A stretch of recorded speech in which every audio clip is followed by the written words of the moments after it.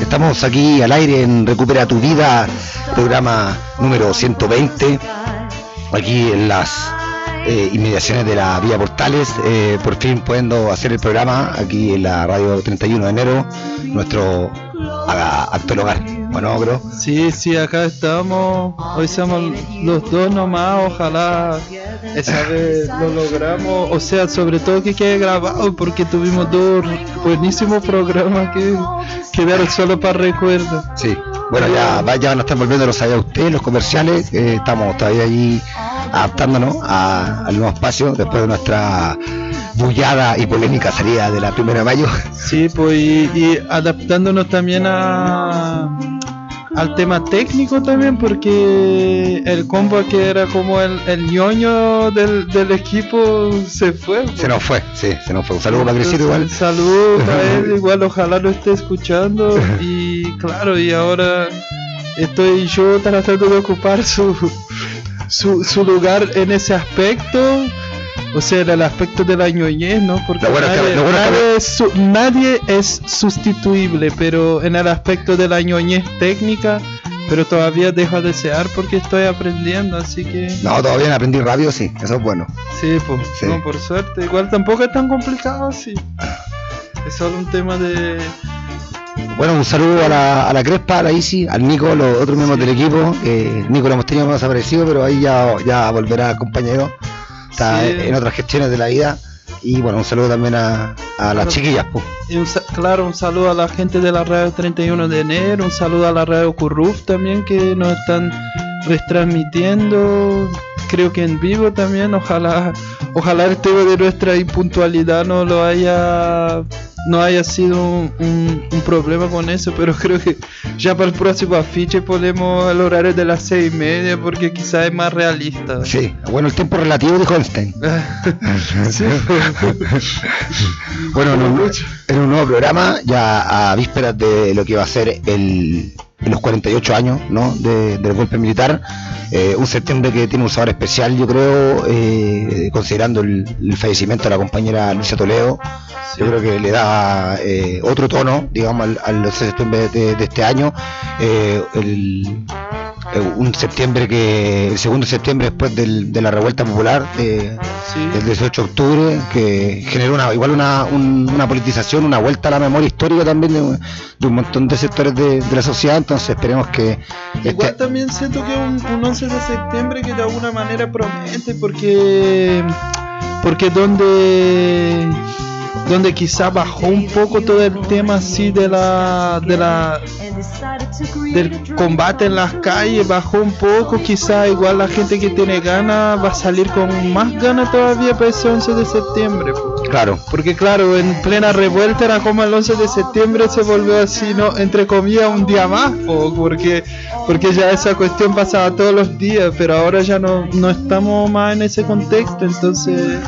Quizás, claro, la gente va a salir con ganas ese día. Sí, bueno, esperemos que sea un 11 de septiembre combativo, con presencia popular en las calles, ¿no? Que es una fecha que sigue muy vigente, ¿no? Hay un montón de gente que diría, ¿por qué siguen hueveando con el golpe de Estado? La dictadura sí ha pasado hace casi 50 años. Y bueno, la verdad es que sigue muy vivo el proyecto de la dictadura, el proyecto neoliberal implantado a sangre y fuego durante 17 años, sigue muy vivo. La democracia burguesa hoy en día no es más que la continuación en otra forma política del proyecto de la clase dominante, ¿no?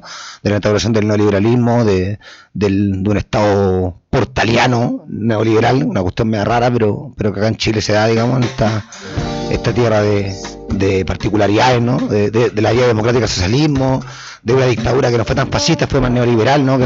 Y aparte, o sea, estamos viviendo como una nueva concertación, así, sí, algo súper parecido. O sea, yo no soy de ese territorio, pero igual en el tiempo que estuve acá aprendí de la historia de acá, y lo que se está viviendo ahora es una weá súper parecida, así como una tirada hacia el centro para generar estabilidad económica, política. Claro, estabilidad política, como para pacificar la revuelta y toda esa cuestión. Claro, de hecho son las elecciones más demócratas cristianas en mucho tiempo, así como que sí, uno que esperaba que después de la revuelta, no sé, bueno, en realidad nosotros no tenemos ninguna fe en el sistema institucional, el sistema electoral, siempre lo vamos a entender como una salvación del statu quo, una perpetuación del orden existente, que nunca va a apuntar a una transformación social de verdad, pero uno esperaba que por lo menos las elecciones estuvieran más entretenidas, pero la verdad es que entre la Sichel y Boric y la otra la Proboste son como diferentes, tres democracias cristianas diferentes, una más de izquierda, una más de derecha, pero en el fondo como todo es como esa weá del centro, pues esa weá así como ¿cómo se diría así? La puerta abierta para los empresarios, claro. y que la gente quede piola porque diga así, son piola, ¿no? Claro. Al final son los mismos políticos de siempre, que es como el gran lema que la revuelta quiso como instauraron, ¿no? Como de que esto ya no fueran los políticos de siempre, que se vayan todos, ¿no? Que esto fuera como una nueva política, cosa que yo la veo súper ingenua, sé que seguimos respetando como los cauces institucionales de la política formal. O sea que la revuelta quiso, que eso también es que uno puede reflexionar desde muchos lados también, porque hay gente que dice que el objetivo de la revuelta está cumplido con la Convención Constitucional. Claro. Que como si ese fuera el objetivo de la revuelta, y en realidad es verdad, uno también, ¿para qué uno va a hacer así, querer interpretar una situación súper caótica que es una revuelta como direccionando hacia el pensamiento de uno? Si para mucha gente sí el objetivo era esa weá, pues, sí, por algo esa weá de un nuevo Chile, de Chile despertó y eso, pero claro, uno siempre estuvo ahí, o sea, uno siempre estuvo deseando que Chile se muera, que Chile deje de existir. Sí, obvio, pero yo creo que igual, claro, siguen siendo como anarquistas, nuestra postura esa, digamos, obviamente terminar con los estados nacionales, con las fronteras nacionales. Creo que igual una parte de la gente que estuvo en revuelta durante el 2019, durante el 2020, quizás no eran anarquistas, no aspiraban a algo así como nosotros, pero sí había un montón de gente que aspiraba a algo más que una nueva constitución. O sea, en el fondo yo creo que fue como una crisis del neoliberalismo, en el fondo quizás no superar el capitalismo, el Estado, el modo de producción capitalista, pero por lo menos había gente que aspiraba a superar el neoliberalismo, digamos, el sistema neoliberal extremo que hay en Chile, y eso estuvo lejos de pasar, digamos. Pero mucha de esa gente que aspiraba a eso fue engañada de que con una nueva constitución eso iba a pasar, po. Claro. Igual por algo caleta de gente votó a prueba. Sí, obvio. Bueno, vamos a estar hablando de eso, vamos a estar hablando del joven haitiano asesinado hace una semana atrás por la policía, vamos a estar hablando del contexto de conflicto de los pueblos originarios en Brasil. Sí, pues. Y para memoria crítica vamos a estar hablando en el 11 de septiembre. Sí, íbamos a hablar de la jornada de agosto del 2011, pero ya pasó agosto, sí, pues. Así que como ya estamos en septiembre, no pudimos hablar de eso, quizás en otro programa, en el próximo, igual vale la pena hablar del 2012, ya que todavía estamos a 10 años de la revuelta estudiantil de ese año, que a mi entender fueron como casi una precuela un poco en términos históricos de lo que pasó en 2019, ¿no? En materia de enfrentamiento callejero, de masividad de la clase popular en la calle, protestando, de conflictividad social, ¿no? De violencia política, en términos concretos, ataque a comisaría, digamos, saqueos a supermercados, a las grandes potencias capitalistas. Eso se dio de forma muy masiva el 2019, pero tuvo su inicio, sus precuelas, digamos, durante el 2011, sobre todo las jornadas de agosto del 2011, que fueron muy masivas, muy violentas, muy extendidas, digamos, en el territorio. Así que eso, pues nos vamos con el primer temita. Sí, pues. Vamos con una banda que hace black metal anarquista. Mira, se llama Downrage, que es de Canadá. Ahí vamos a poner ahí para la gente que le gusta peludear. Así. Aquí Recupera tu vida por la radio 31 de enero.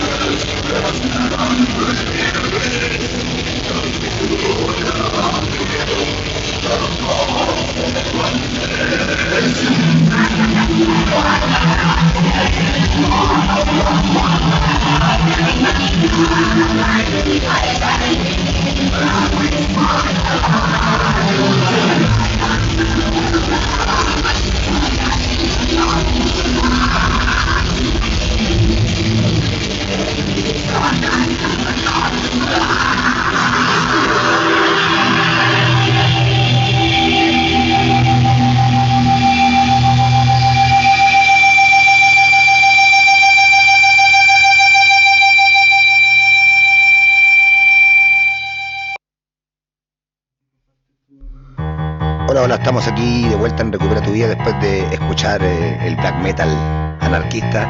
Que bueno que de música anarquista hay de todo, ¿no? Desde black metal, pasando por el punk, digamos, por el folclore, el ska, por varios estilos musicales. ¿Está todo bien, bro? Te veo urgido, te veo con cara, te veo preocupado. ¿Aló? ¿Sí? Bueno, como habíamos dicho en la introducción del programa, vamos a estar hablando un poco del último acontecimiento ocurrido aquí en Chile respecto a un asesinato de carácter racial, ¿no? Que es algo que se ve mucho en Estados Unidos, ¿no? Pero que aquí con el tema de la migración está pasando de nuevo, ¿no?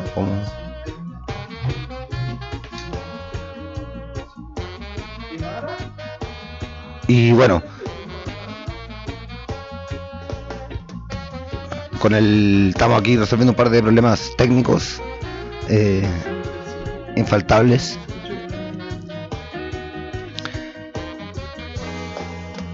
Hola, bro. ¿Suena, Imara?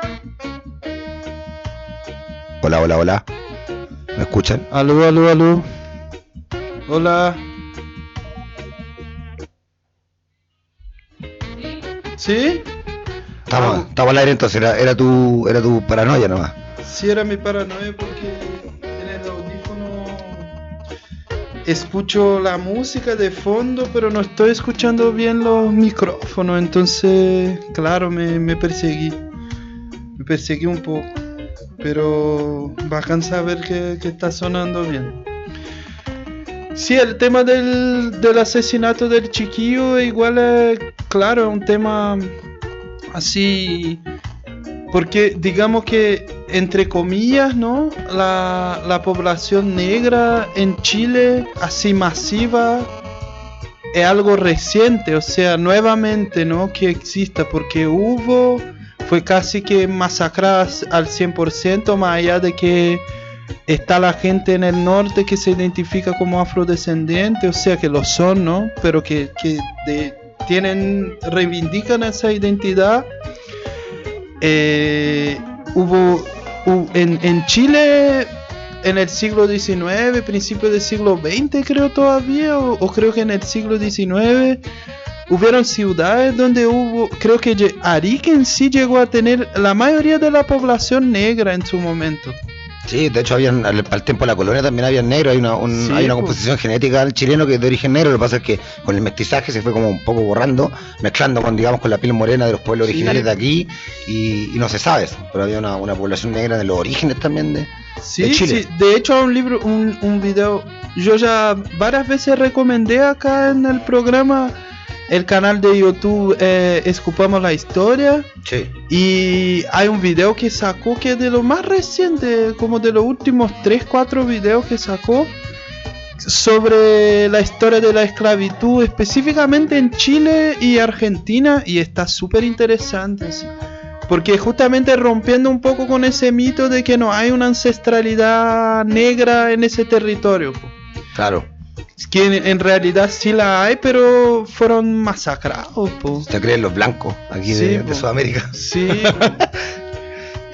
Y claro, y entonces también eso, con el crecimiento de la migración así, sobre todo con ciertas migraciones masivas como es la de Haití, la población negra en Chile subió mucho. Hoy día sí algo súper expresivo, pues en la calle mismo la cantidad de gente negra que uno ve, pues, y a la vez también eso genera todo el tema de la xenofobia y del racismo hacia la población negra súper normalizado también, pues, porque el racismo en Chile, o sea, quizá el racismo hacia la gente mapuche existe y es brígido, pero quizá todavía es menos y no es tan normalizado cuanto lo es no sé si se puede comparar de esa forma, pero yo lo que siento es que cuando veo cómo la gente se refiere sobre todo a los migrantes haitianos acá, el nivel de racismo que tienen así normalizado, y cuando no es pa' mal, es pa' bien, pero súper racista. Discriminación positiva. Claro, esa cuestión como, ay, pobrecito del negrito, y una cuestión así, ay, weón, qué brillo así. Entonces también la cuestión es a levantarse también como el lugar que ocupa en el capitalismo colonial la gente negra, pues, y también la política de genocidio que existe hacia la gente negra en el mundo desde siempre, desde que los locos saquearon, colonizaron África y secuestraron a la gente y la empezaron a esparcir por el mundo esclavizada, ¿sí? Entonces también esa es una política genocida y que acá existe también. Y el asesinato de Luis Gentil fue un ejemplo de eso, pues fue uno más, de hecho, porque en el poco tiempo que hay, ya hay una lista así bastante expresiva de gente negra que fue asesinada en Chile, tanto por la policía como por negligencia del Estado, ¿cachai? Claro, ¿cómo se llamaba la haitiana? A la que le quitaron el hijo. Joanne Florville. Sí. De hecho, yo tengo acá una lista de casos, porque la quería compartir, que estoy abriendo acá. Pero eso, pues hay uno. El caso. Bien, acá les voy a contar algunos casos, 10 casos de personas negras que fueron. A mí no me gusta mucho, no sé, quién soy yo también para cuestionarlo así, porque yo igual tengo la piel blanca, más allá de que tenga mi ancestralidad también ahí, pero no, pero ni latinoamericano, está salvado. Sí, entre comillas, porque igual donde existen los negros y los blancos, yo soy blanco, pues, y también vivo un privilegio de eso. Sí, pero quizás si yo voy para Europa, quizás ahí sí. Bueno, eso te iba a decir, pues yo soy más blanco que tú, pues tengo, por fenotipo soy súper blanco, ¿sí? Pero cuando vais para Europa, te hacen sentir latino igual, aunque seas muy blanco, te hacen sentir latino igual, y se dan cuenta que eres latino, quizás no por el color de piel, quizás por cómo habláis, por cómo camináis, pero quizás antes de hablar ya saben que no eres de ahí. quizás por la pinta, o bueno, uno es más roñoso para vestirse, quizás va por ahí también. No, pero lo que iba a decir es que a mí el concepto de afrodescendiente no me gusta tanto, me gusta más el concepto de africanos de la diáspora, que es un concepto que creo que lo creyó Garvey, creo, uno de esos locos del panafricanismo y no sé qué, pero que igual yo lo encuentro súper lúcido, porque es la cuestión de que no son descendientes de africanos, son africanos que vienen de una diáspora que les fue impuesta, ¿cachai? Claro, quizás también ha pasado tanto tiempo desde la mano de obra esclava que vino de África acá, ha pasado tanto tiempo que quizás la identidad de ellos ya no se vincula tanto a África. Sí, lo pienso como fenómeno, ¿no? Porque ya tanto tiempo, entonces ellos son de piel negra, digamos, pero se identifican más con la identidad sudamericana, como el caso de Haití, por ejemplo, los haitianos, ¿no? Que en el fondo es una nación negra, pero que creo que hasta altura poco vínculo pero las con África. Tradiciones negras, cuando son así tradiciones de matriz africana, por algo también se utiliza ese concepto, esa idea de matriz africana. Son África, pues son parte de eso. Lo que pasa es que ahí, claro, están todas las tradiciones que le impuso el colonialismo, que Haití mismo uno puede ver así, está plagado de evangélicos, hermano. Sí. Si uno ve, mismo la gente haitiana que vive acá, uno ve, yo creo que un gran porcentaje evangélico. Sí, yo de hecho lo he visto predicar en la calle. Sí. Bueno, en Brasil también hay mucho, ¿o no? Sí, pues no, sí, Brasil creo que es el mayor país evangélico en el mundo. Pues eso, si la iglesia evangélica es una plaga. Sí, una plaga. Aquí también ya lo están haciendo hace un tiempo. Bueno, pero voy a leer ahí algunos casos. Está el caso del que mencionaba Petico, el de Joanne Florville, 31 años, de Haití. El racismo institucional con uniforme de carabinero la asesinó. Uniformarlo, la encerraron en la comisaría, la negaron un traductor, la golpearon. Fallece el 30 de septiembre de 2017 en la posta central a causa de la golpiza. Los uniformados dicen que ella sola se golpeó. No hay responsables enjuiciados. Moniz Joseph, 31 años, Haití. El racismo institucional la asesinó. Acude a servicio de urgencias en Hospital Barros Luco, en Comuna San Miguel, con signos vitales alterados. Fallece esperando atención médica. El 24 de mayo de 2019, apenas con una semana de diferencia con la muerte de Rebecca Pierre. 38 años, Haití. El racismo institucional la asesinó. El Hospital Félix Bulnes, en un acto negligente, le envía a su casa. Pese a haber sido remitida ahí desde el centro de atención familiar, es dada de alta al instante. Fallece de regreso a su casa en la vía pública el 17 de mayo de 2019. Tenía 9 semanas de embarazo y un hijo de 5 años. Joseph Henry, 40 años, Haití.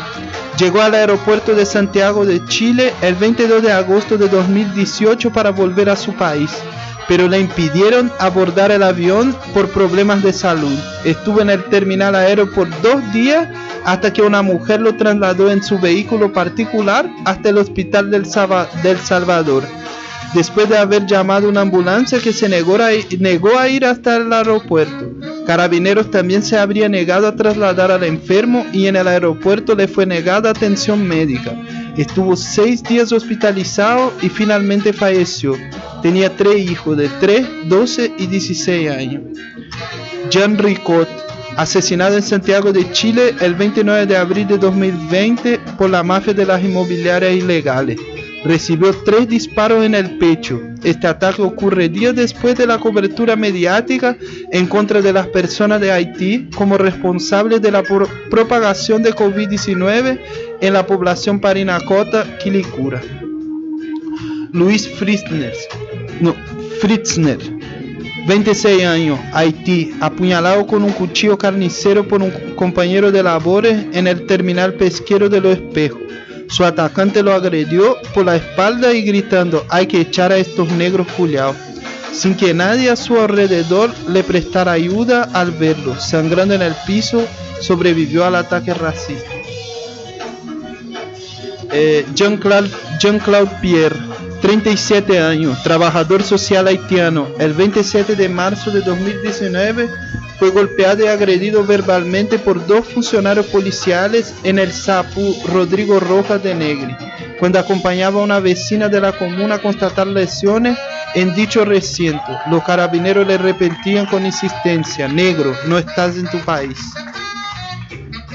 En el mes de junio de 2019, la Corte Suprema de Justicia en Chile aprobó la expulsión de migrantes pese a tener hijos de nacionalidad chilena, rechazando el recurso de amparo presentado por el Instituto Nacional de Derechos Humanos.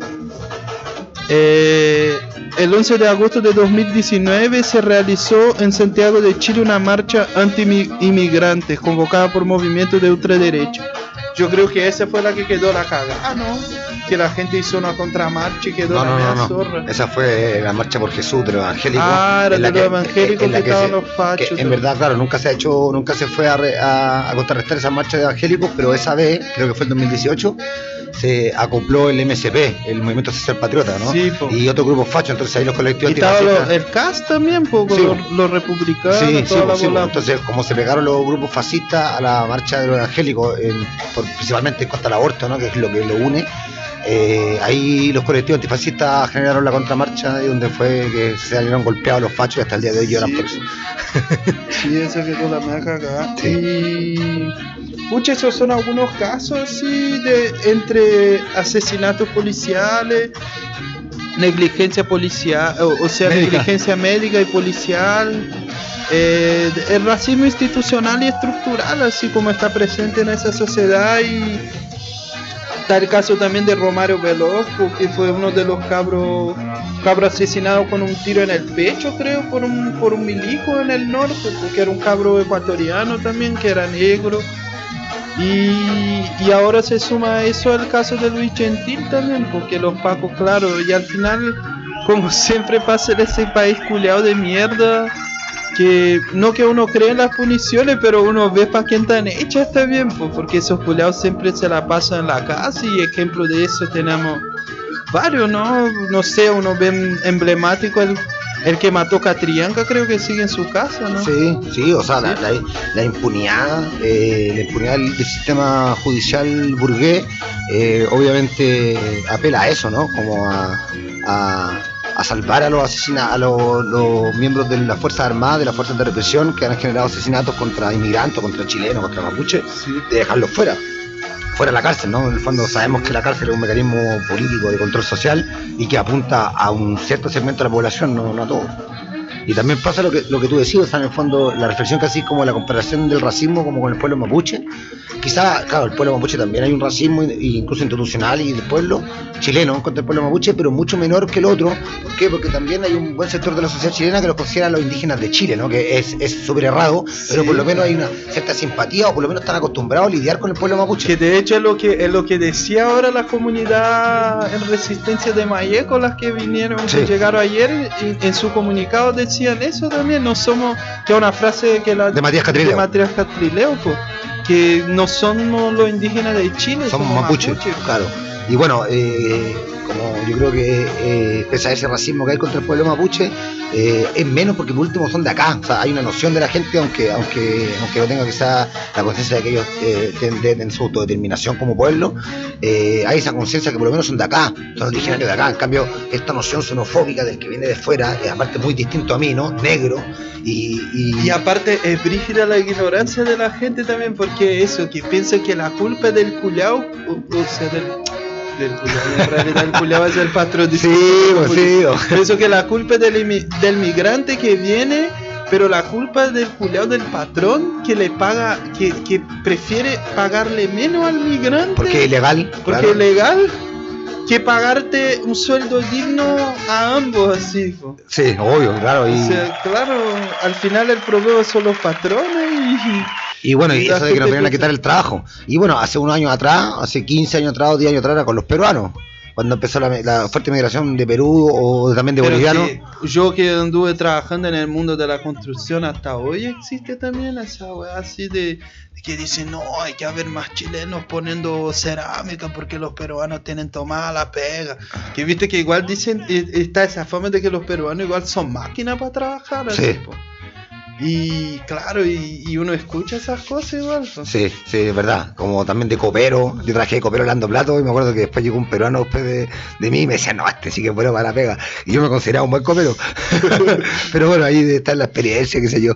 Pero claro, pasaba con los peruanos. Siempre hay un otro, ¿no? Siempre está esta otra edad que tiene como objetivo ser discriminada, que este otro que nos viene a invadirnos, que nos viene a quitar la pega. Sí, y si el mismo discurso, el mismo modo operandi racista se da con los peruanos, después con los venezolanos y con los haitianos. Quizás como los venezolanos son blancos y hablan español, quizás hay menos discriminación. Y son fachos, la claro, mayoría también. Está ese detalle que la mayoría de los que han llegado ahí ya no es xenofobia, es una realidad. Entonces quizás la xenofobia es mucho más grande con los haitianos, por ser más distintos en términos de aspecto físico y de idioma. Son más pobres también, claro, que vienen, vienen de un país que está arruinado así por todos los bloqueos económicos, por la colonización, por la iglesia, por todo, así que ha sido por toda la degradación que le generó el capitalismo también. Po. Sí, o sea, un país que históricamente ha sido boicoteado, digamos, con niveles de pobreza muy grandes.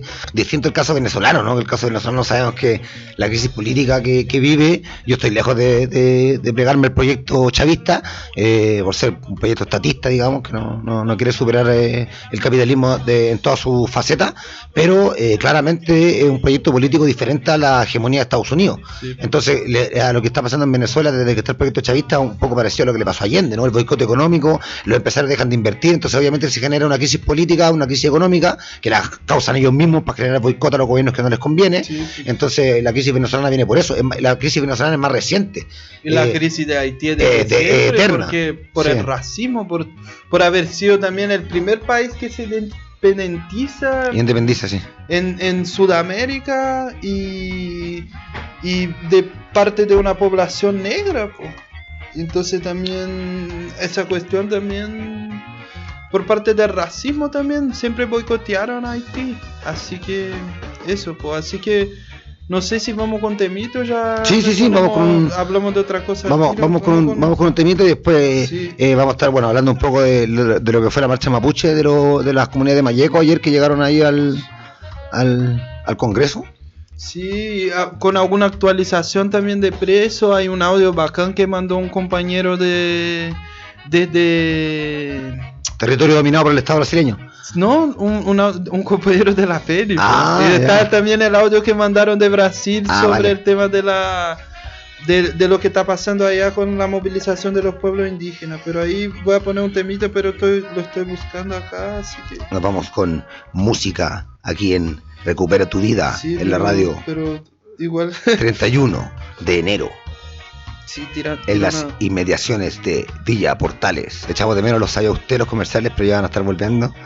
Tengo unos problemas con el mail, pero ya está, loco. Así que vamos con un clasicazo del punk sueco ochentero con Mob 47, Animal Liberation, y después ahí vamos a decidir el argumento. Recupera tu vida.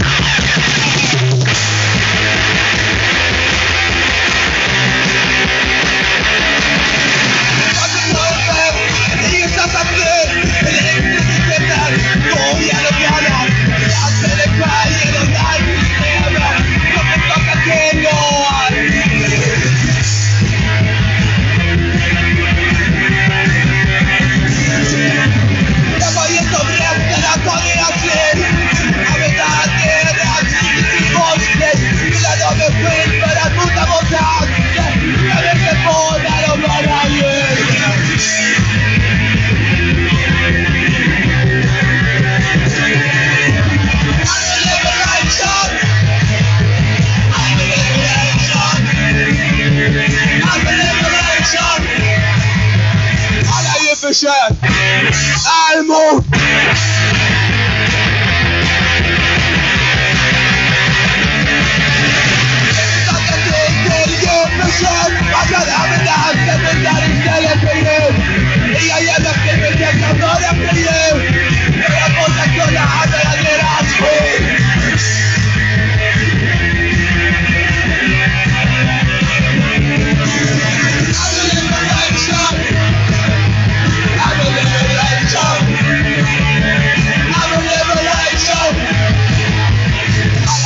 shot.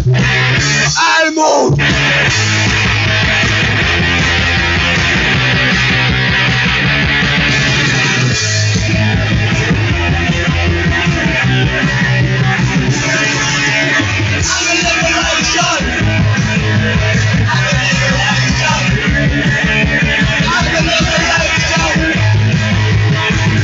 For sure, I'll move.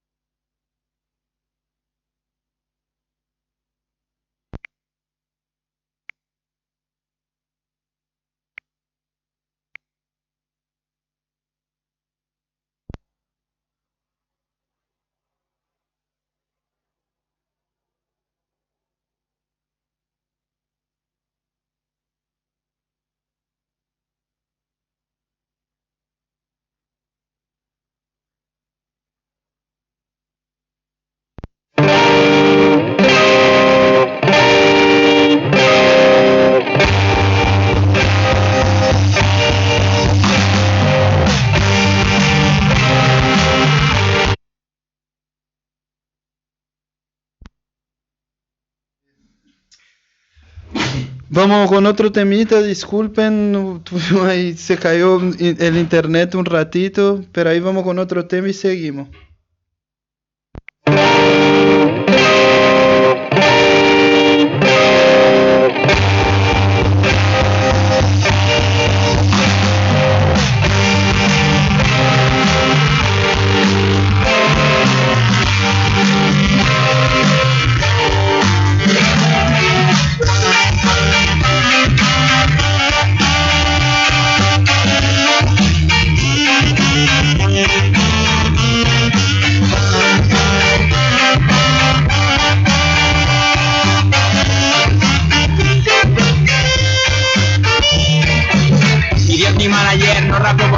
Por eso a día de hoy voy con la sal y basta. Escribo por motivos, nunca por dinero. Escribo por multiplicar lo que otros me dieron. Tú dices que lo parte, vaya que ven los parteros de Legator, sí, capullo de Jerez. Al menos mi autoestima no depende de eso. Canto torpe pero intenso, como el primer beso. Cada vez le veo menos sentido hablar de mis movidas. Me llaman mucho más las historias compartidas. Todos somos especiales pero nadie se lo obligo. Ahora pienso mucho en eso, por eso te lo digo. Compartimos los problemas, plantémoslos juntos. Las cosas de cada uno afectan al conjunto. Hacemos nuestra ayuda y no tapa lo que pibla. Y es igual de necesario darla que recibirla.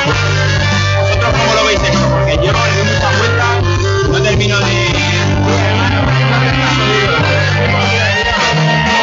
Tú sabes muy bien que dentro llevas un diamante, así que déjate de excusas y de lamentarte. Ándale las tapas, sale tu escondite, el mundo está afuera para que lo agites. Tú sabes muy bien que dentro llevas un diamante, así que déjate de excusas y de lamentarte. Ándale las tapas, sale tu escondite, el mundo está afuera para que lo agites. Mi madre me enseñó a hacer caso a mi conciencia, buscar la diferencia entre la esencia y la apariencia, intentar ser yo mismo, en chándal, en traje, intentar ser yo mismo, en encaje, en encaje. Mi madre me enseñó que no vale con quejarse, que las cosas que uno quiere se merecen implicarse, que siempre que pudiera fuera con una sonrisa, mejor pensar las cosas y luego no confesas, queda tanto por hacer y es tan importante, menos mal que aún tenemos toda la vida por delante, hasta el día en que te mueras, el proceso constante, y como dijo Despa, mantén el aguante, espero que me entiendas, que comprendas esta acción, yo no quiero que esto acabe, no voy a pedir perdón, espero que no sea tarde para seguir la dirección, que hace ya tiempo cogimos de la nuestra decisión, tú sabes muy bien que dentro llevas un diamante, así que déjame las cosas y de lamentarte, hazte las tapas, sale tu escondite, el mundo esté afuera, para que lo agites, tú sabes muy bien que dentro llevas un diamante, así que déjame las cosas y de lamentarte, hazte las tapas, sale tu escondite, el mundo esté afuera, para que lo agites.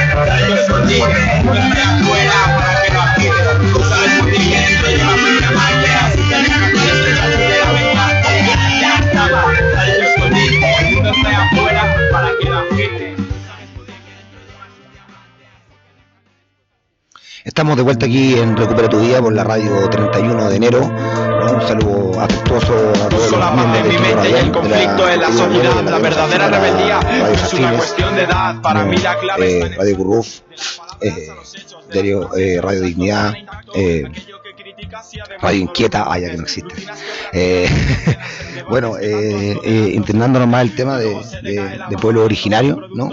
Es necesario mencionar los hechos de ayer martes, ¿no? Donde las comunidades de Malleco llegaron desde el sur a manifestar su rechazo a la participación de gente del pueblo mapuche en la convención constituyente, ¿no? Un poco rechazar la institucionalización del conflicto mapuche en las esferas de la legalidad burguesa, y bajo esa lógica es que ayer hubieron diversas actividades en torno a la causa mapuche, y las comunidades hoy día, miércoles 8 de septiembre, ya regresaron al Gualmapu, y lo hicieron mediante un comunicado, ¿no? Que lo vamos a leer ahora. Miércoles 8 de septiembre de 2021, comunidades en lucha y resistencia de Malleco regresan al Gualmapu. Después de 2 días de haber sostenido varias reuniones con diferentes organizaciones sociales, estudiantiles, mapuche, las autoridades tradicionales y representantes de las comunidades en lucha y resistencia de Malleco, en estos momentos regresan al Gualmapu, lugar donde se continúa con los diferentes procesos de lucha por la restitución de nuestra tierra y territorio antiguo, señalando que luchamos por la reconstrucción social y política mapuche, basados en los principios de Itzchofil Mogen, toda forma de vida, y el Nor Mogen, que derivan en las instituciones mapuche Asmapu, las que a su vez en la mirada del deber ser y en la relación con la Ñuque Mapu terminan en el Ekumapulún y el Ekuún, que son el profundo respeto hacia la Ñuque Mapu, bajo la visión que nos han heredado nuestros Huifiqueche, así como también bajo el pilar del Asche, que busca y promueve la formación de una persona desde los principios de Nehuenche, Norche, Quimche y Cumeche.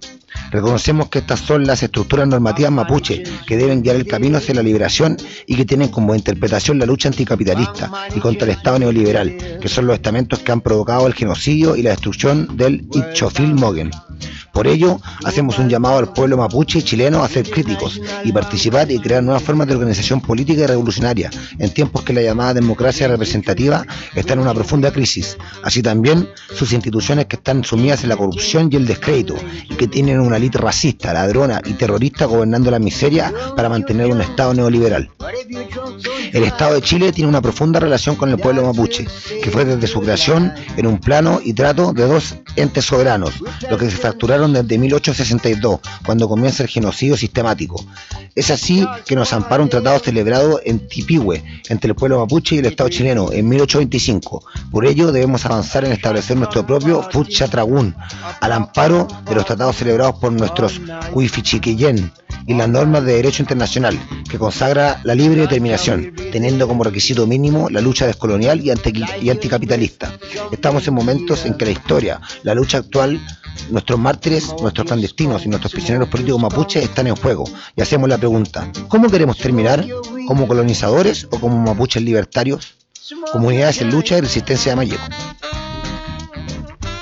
Muy bueno, Sí. Bueno, me gustan como los antecedentes históricos. Bueno, que queda súper claro, digamos, la connotación, el posicionamiento político del comunicado, pero quiero rescatar como las menciones históricas que hacen, y que es verdad, porque quizás desde el sentido común se tiende a pensar que fueron los españoles los que exterminaron al pueblo mapuche, y si bien estuvieron en guerra durante 50 años, los mapuches terminan ganando esa guerra, la guerra de Arauca la terminan ganando los mapuches, expulsando a los españoles desde el Biobío hacia el norte, ya cuando cae el último fuerte, el fuerte de Villarrica, si no me equivoco, en 1591, cae el último fuerte español del sur de Chile, y desde ahí que los españoles deciden no hacer más la guerra con los mapuches y empezar a generar, a desarrollar el reino de Chile desde el Biobío hasta el norte, digamos, hasta el límite con el virreinato del Perú de esa época. Y durante todos esos años, después, bueno, los jesuitas los reconocieron como nación autónoma. Entonces, en ese sentido, el Estado español, si bien fueron los primeros colonizadores, en ese sentido no fue tan sanguinario y tan genocida como si lo fue el Estado chileno. Los mapuches se mantuvieron en su territorio del Biobío hacia el sur con relativa tranquilidad, desde finales del 1500 hasta el siglo XIX. Y eso es algo que nos cuentan los libros de historia de acá No, de los Chile, porque- tradicionales no, por lo menos.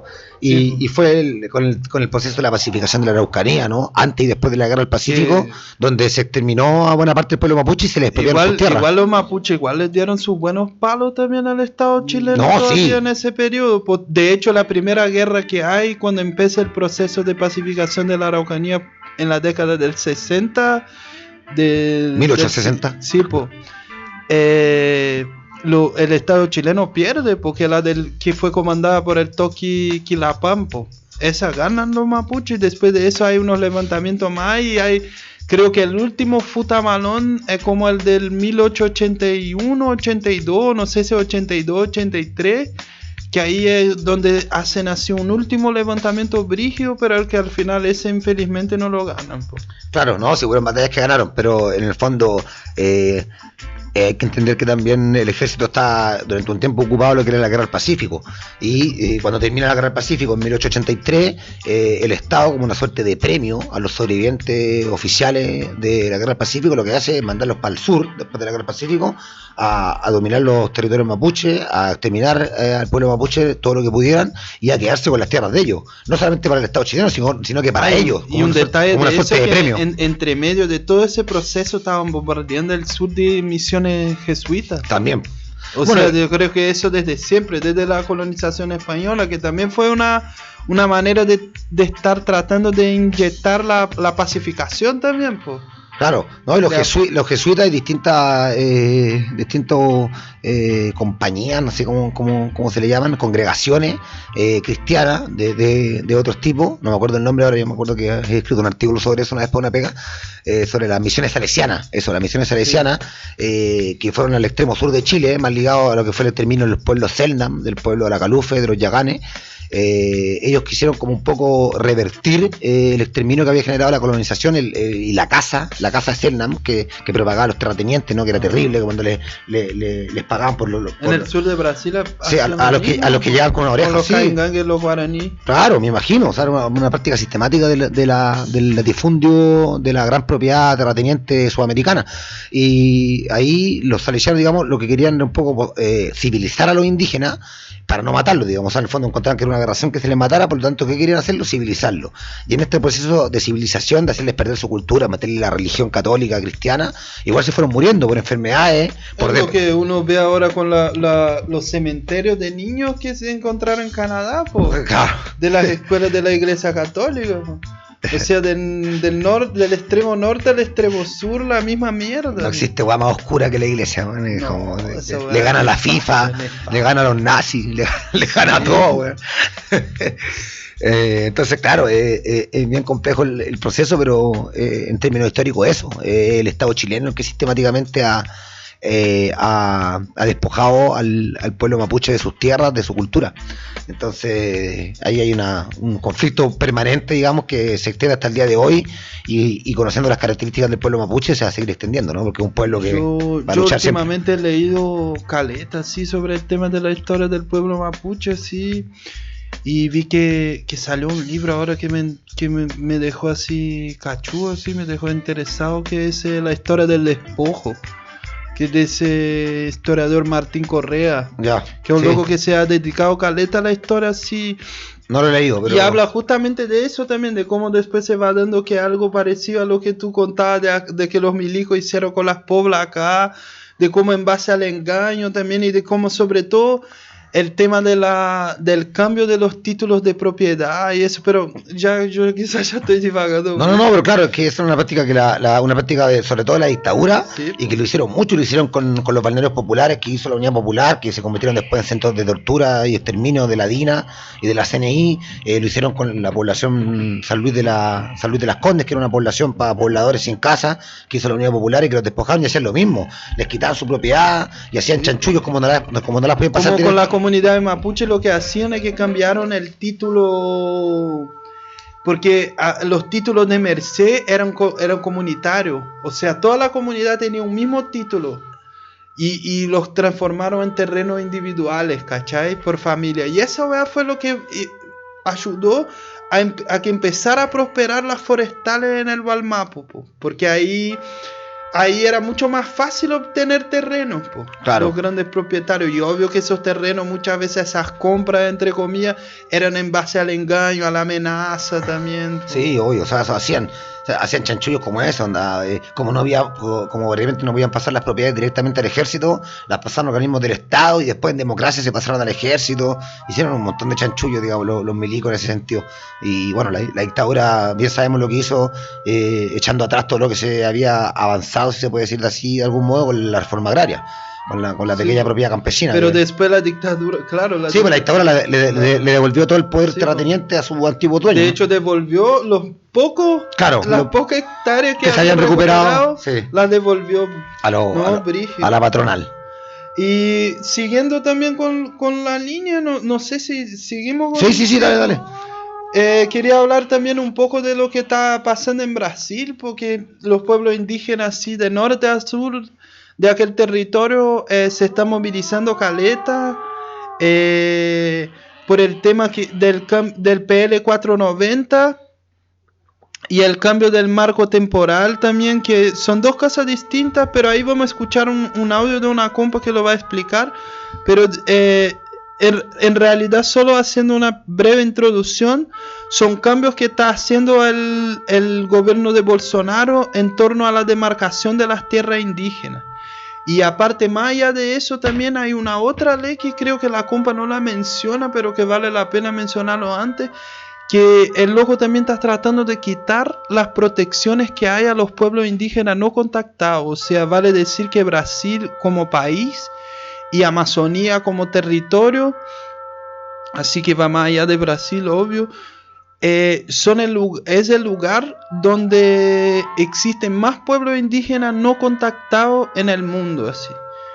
Y esos pueblos también en Brasil hace unos años más o menos, creo que desde la Constitución del 88, esos pueblos están protegidos así por la ley, o sea, la misma política de la Fundación Nacional del Indio allá, que sería como la CONADI de allá.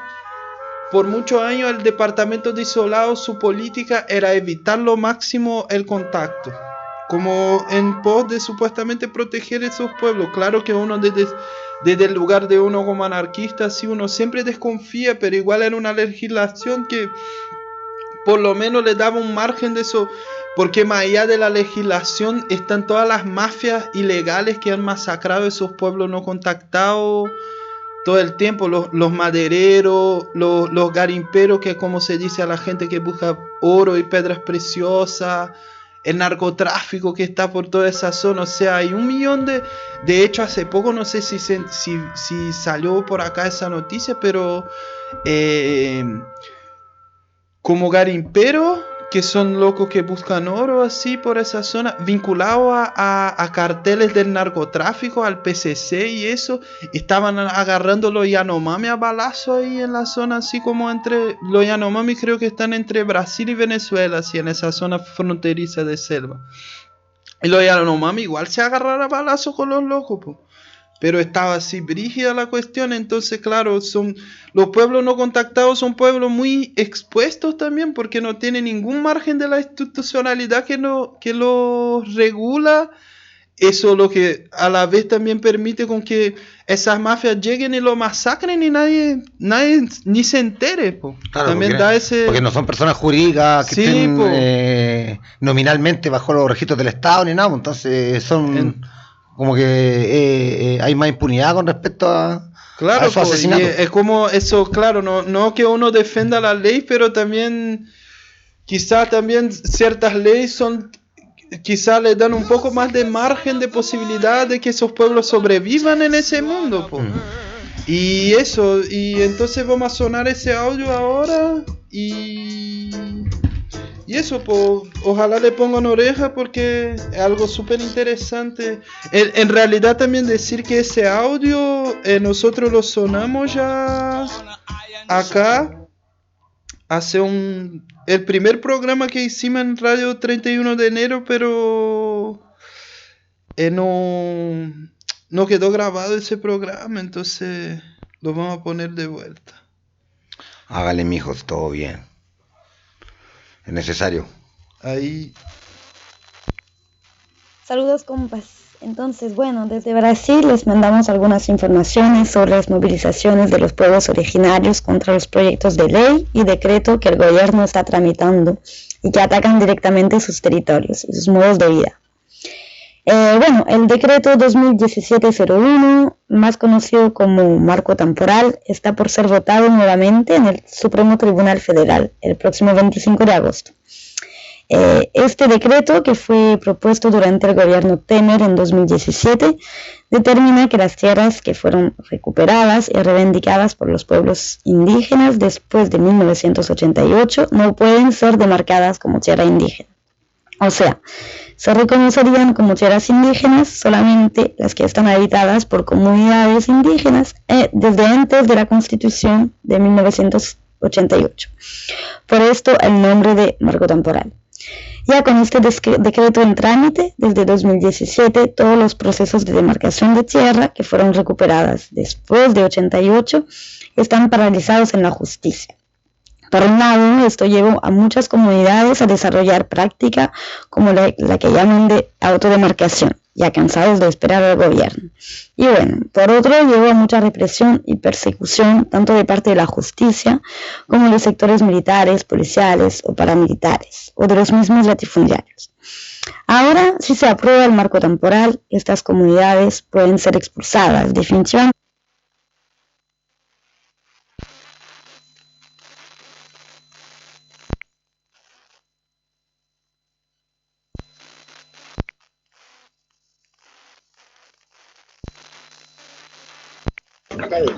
Bueno, junto a harta otra gente.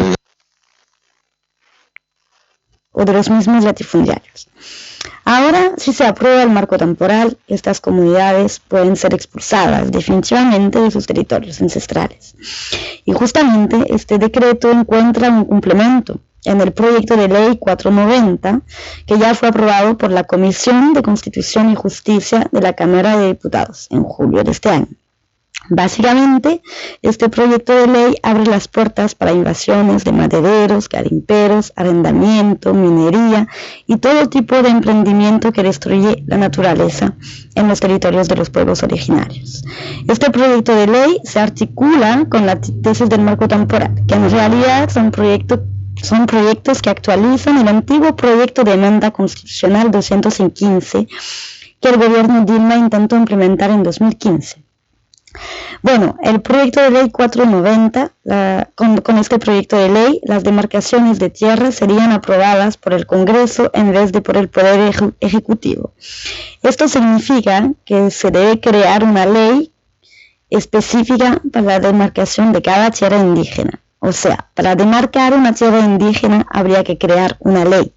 Y bueno, no hay que ser muy perspicaz para darse cuenta que esto inviabiliza cualquier nueva demarcación de tierra.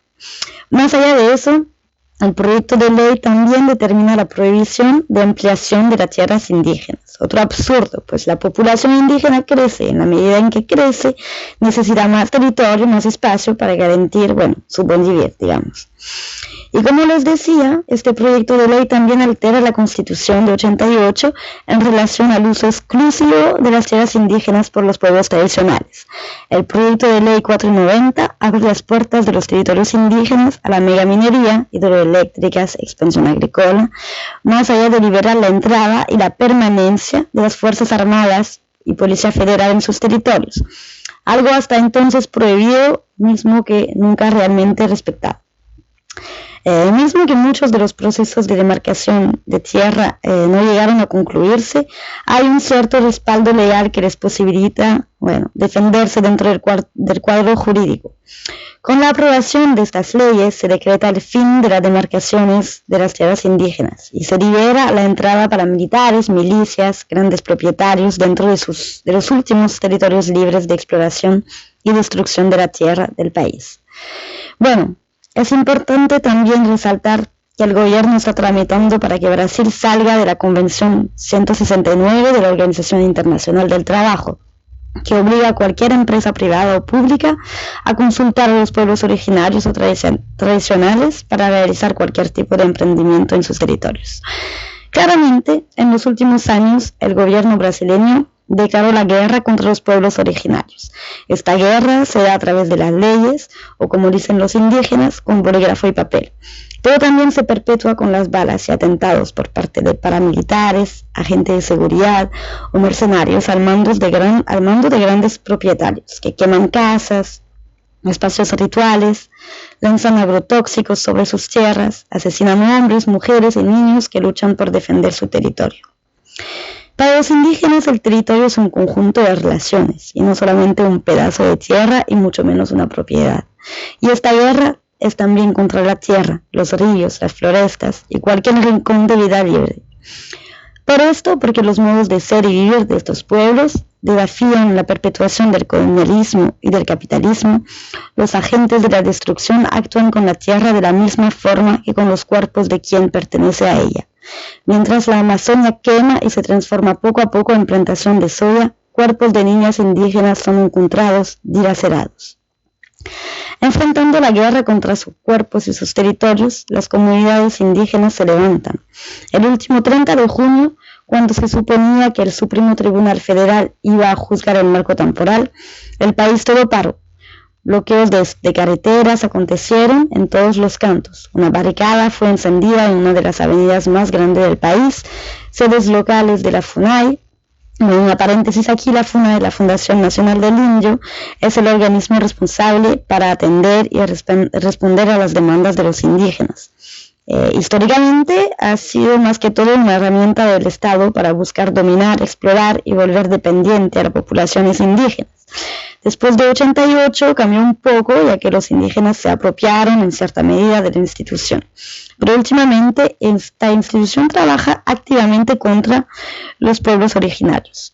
Pues los funcionarios que tenían algo de empatía y compromiso con la causa de los pueblos indígenas fueron todos removidos y pusieron en cambio a milicos y pastores evangélicos, ¿no?, como funcionarios de la institución.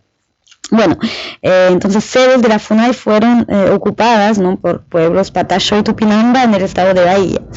Varias manifestaciones fueron realizadas en diversas ciudades del país, junto con algunas acciones solidarias.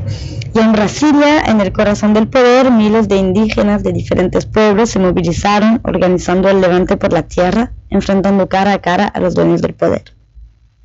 Fueron reprimidos por la policía, que en respuesta también recibió unos cuantos flechazos. Pero los burócratas optaron por la estrategia del cansancio y postergaron la votación del marco temporal para finales de agosto, ahora. Pero bueno, al contrario de lo que esperaban, la lucha de los pueblos originarios es incansable, pues vienen dando la pelea desde hace más de 5 siglos. Se está preparando un nuevo acampamiento en Brasilia para fines del mes y también movilizaciones fuertes local y regionalmente.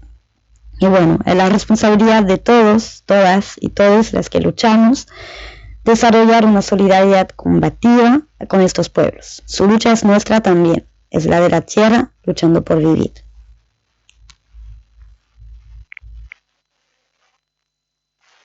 Ahí estamos con el audio de la compañera de territorio dominado por el Estado brasileño. Terrible lo que está pasando allá. La verdad son noticias que nos llegan mucho aquí, pero nos sorprende, ¿no? Nos sorprende porque la verdad es el procedimiento, el modus operandi de todos los estados nacionales, de darle cabida legal, de generar decretos de ley, digamos, que den cabida al extractivismo, a los grandes capitales financieros, los grandes capitales productivos, destructores de la naturaleza, a que invadan las tierras de los pueblos originarios, ¿no? Y es lo que están haciendo un poco con ese decreto 214, 240 creo que era. 490. Sí, el decreto 490, sí.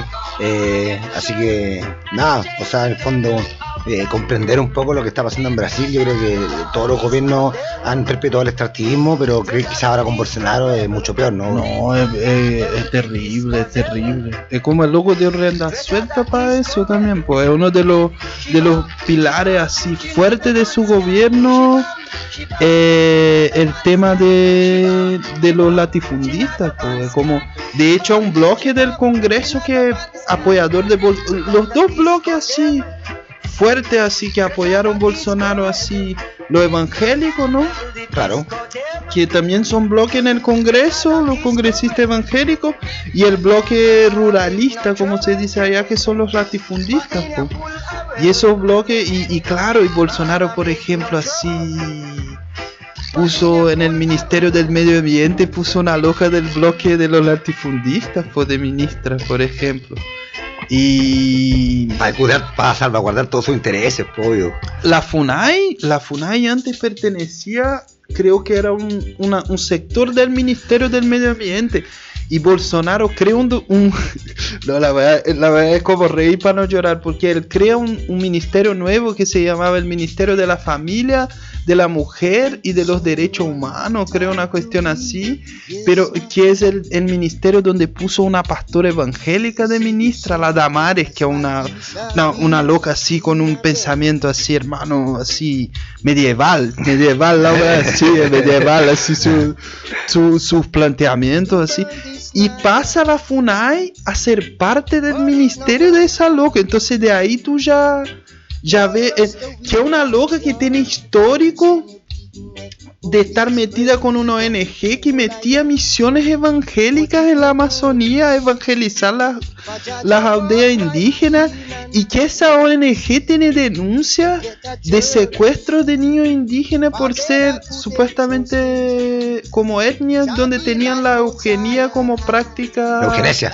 Claro, la cuestión de que se nacía un niño así con alguna deformidad, a veces dejaban que se muriera, pues, y claro que uno a veces puede mirar con los ojos occidentales de uno, decir, oh, esa es terrible, no sé qué, pero uno también está hablando de pueblos nómadas que viven en la selva, entonces es como alguien que no tiene las condiciones civilizadas para sobrevivir, ¿cachai? Entonces, claro, uno quizá le genera a uno así, tampoco es que estoy defendiendo la weá, pero también la entiendo y trato de también de que esa weá desde una otra cosmovisión, que no es una weá hecha por los nazis, ¿cachai? Claro.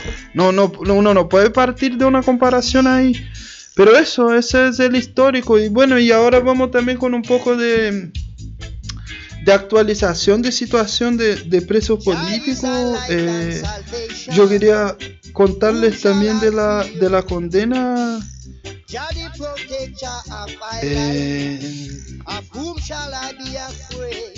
La situación carcelaria claro, la condena que hubo a un preso político mapuche, el José Keipul Guayaquil, que es un preso político integrante de la comunidad autónoma de Temucuicui, que fue condenado ahora a 3 años y un día por 3 delitos relacionados al porte de armas, y al porte ilegal de armas, de porte de municiones, no me acuerdo cuál era el otro tercero, pero fue condenado ahora el 30 de agosto, y lo que vale así hablar de su caso, como la misma weá que hablábamos hace poco de la impunidad y eso, es que el loco fue absuelto en base a las mismas pruebas que ahora lo condenaron. El 20 de febrero, creo, del año pasado, si fue febrero, yo no me acuerdo si el día fue el 20 o el 22, él fue a juicio y fue absuelto. Y antes había estado 10 meses en prisión preventiva y su juicio fue anulado, porque eso también hacía otra vez así indignante de la impunidad que hay, es que los juicios de ese tipo de gente, de presos políticos mapuche, de cabros así presos de la revuelta o de otros prisioneros políticos, cuando le es favorable, siempre es anulado. Claro. Siempre. Sí. De los pacos culiados bastardos, nunca los anulan en juicio. No. Nunca. ¿Cuándo los enjuician? Porque... Sí, po. Y de los cabros también solo anulan el juicio cuando les es favorable, porque cuando les es condenatorio, ahí no lo anulan. Nunca lo anulan, po. Entonces el loco hizo 10 meses de prisión preventiva, va a juicio, es absuelto, su juicio es anulado, el loco vuelve a ir a juicio y es condenado a 3 años, un día de prisión preventiva, está en cana en Angol, po. Y se sacó un comunicado ahora, yo había pensado en leer, pero está súper largo, así que creo que nada, más que nada informar de esa situación, que creo que algo reciente también y algo que demuestra toda esa mierda que igual bacán que ver así en su comunicado como la dignidad así que tienen los Peñi también, así que claro, sí, obvio que enfrentan la cárcel así de puño en alto y de claro, cabeza erguida también. Es que ellos saben, Sí. así como toda la gente que se plantea en ofensiva contra este dominio capitalista generalizado, es que saben que la muerte y la cárcel son una opción. Sí, Entonces, la clandestinidad. Claro, y ellos lo enfrentan con mucha dignidad, sobre todo la gente que se levanta con violencia revolucionaria en contra del dominio estatal, del dominio capitalista en Gualmapu. Y aparte en Gualmapu es guerra, sí, que están viviendo. Y hace rato, súper invisibilizada, pero hace rato. Sí, pues.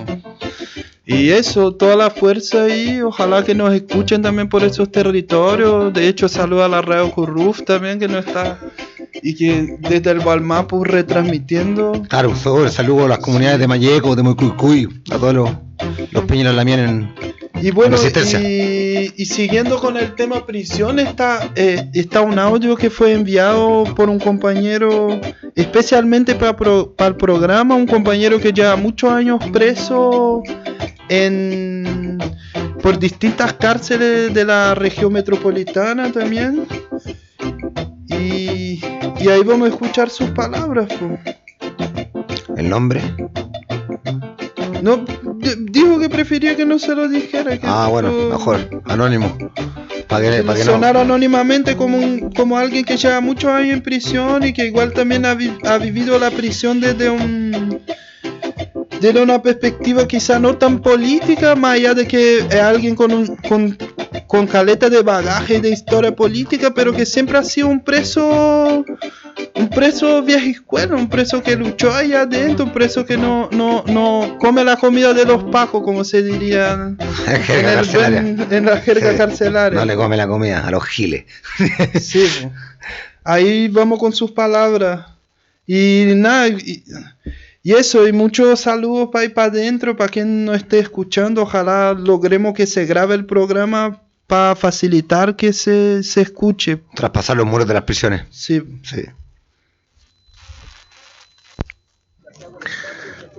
Bueno, primero que todo saludar a todas las personas que puedan estar escuchando, contarles que me encuentro en privación de libertad hace 15 años ya prácticamente. Decirles que todo lo vivido durante todos estos años de privación de libertad, ¿cierto? Ha sido de alto y bajo, como todo orden de cosas en la vida, yo creo. Bajo no por haberme visto enfrentado a la población en reclusión también, sino por haber estado la mayoría de estos años encabezando los partes, le decimos acá, frente a la autoridad, frente a Gendarmería, ¿cierto? Cuando han osado en pasar a llevar los derechos humanos de distintas formas, y su propio reglamento también, muchas veces, ¿cierto? Que se pasa a llevar constantemente en realidad. Y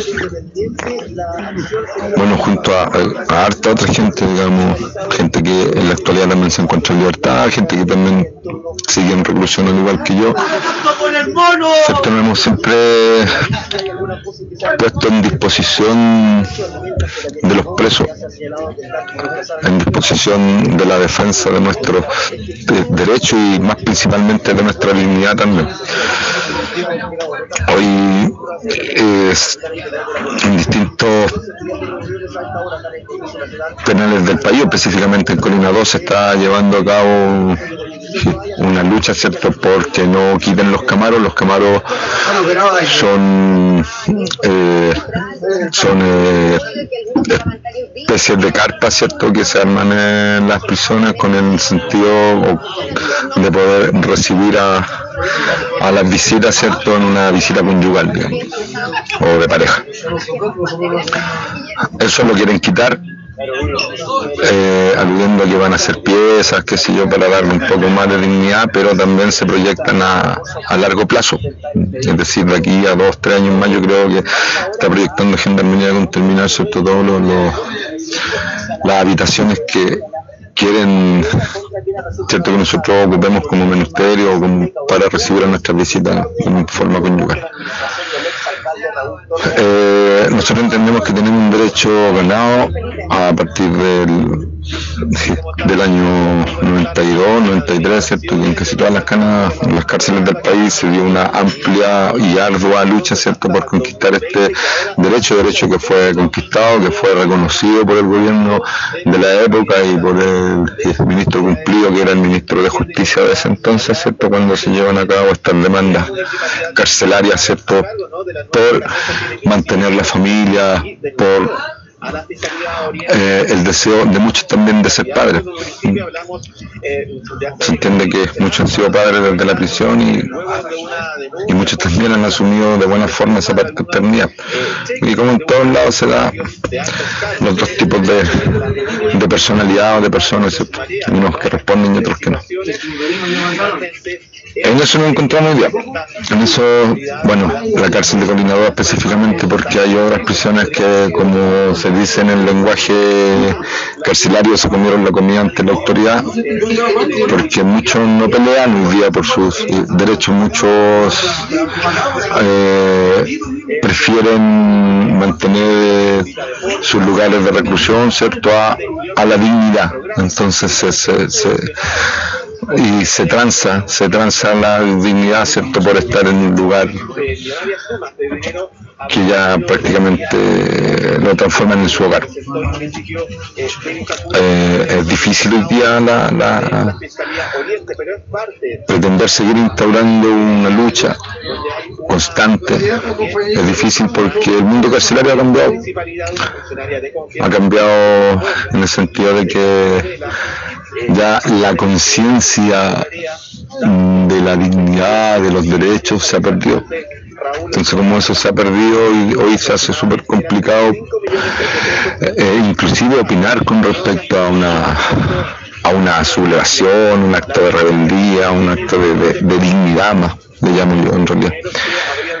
Entonces no hay apoyo, no hay un apoyo generalizado como hace, no sé, 5 años atrás, 6 años atrás, que todavía se podían dar grandes peleas, que hoy día lamentablemente no es así. Pues inclusive cuando nos cambian la ley 321, en la cual nos extienden los tiempos de encarcelación porque nos piden más tiempo de cárcel para poder postular a un beneficio que es hoy día, que antiguamente en la antigua legislación era considerado un derecho, hoy día es un beneficio que depende de los estamentos de gendarmería, si es que tú te das o no.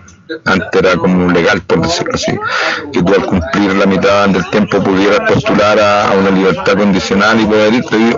Hoy con este cambio nos extienden los tiempos de prisión y también se hace porque en realidad en este país hay dos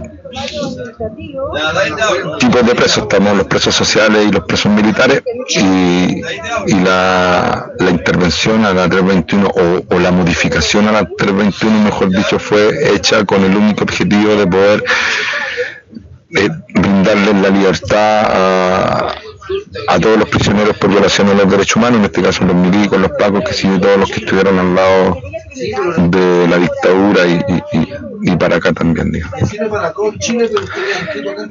Es difícil hoy día, es difícil, pero soy de los que piensan que el cansancio no te debe derrotar, soy de los que creen en que la conciencia en algún minuto va a volver a despertar. Así que para eso hay que seguir dándole nomás, y hay harta gente dispuesta a seguir dándole hasta que, no sé, hasta que las cosas se puedan resolver o se pueda volver a instaurar un poco de conciencia, que más bien yo creo que tiene que ver con la dignidad del ser humano.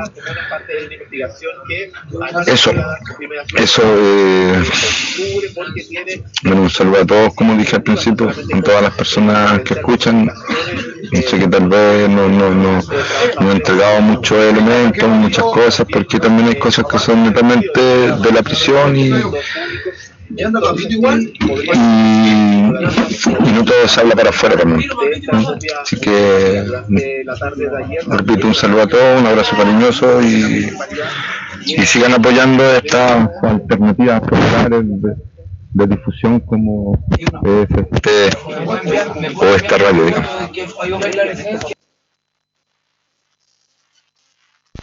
Estamos de vuelta aquí en Recupera tu Vida. Estábamos escuchando el audio de un compañero que nos relataba un poco la lucha anticarcelaria que ha dado todo en sus 15 años de prisión en Colina 2, hablando un poco de los beneficios conyugales que hayan obtenido los presos en 1993 durante el gobierno de Elwin y que, bueno, se los quieren quitar ahora, digamos. El tema del derecho básico de volver a tu pareja, ¿no? Las visitas conyugales que lograron en la cárcel. Sí, que lo mínimo también, ¿no? Porque, claro. O sea, que claro que con la excusa de la pandemia quitaron esas mínimas cosas que también fueron conquistas que tuvieron los presos después de caleta de luchas también, como cierta flexibilidad relacionada a las visitas y el poder tener una visita conyugal, tener intimidad con alguien así, o sea, tener sexo también, pues si es una necesidad humana y... Sí. Pucha. Y es rico.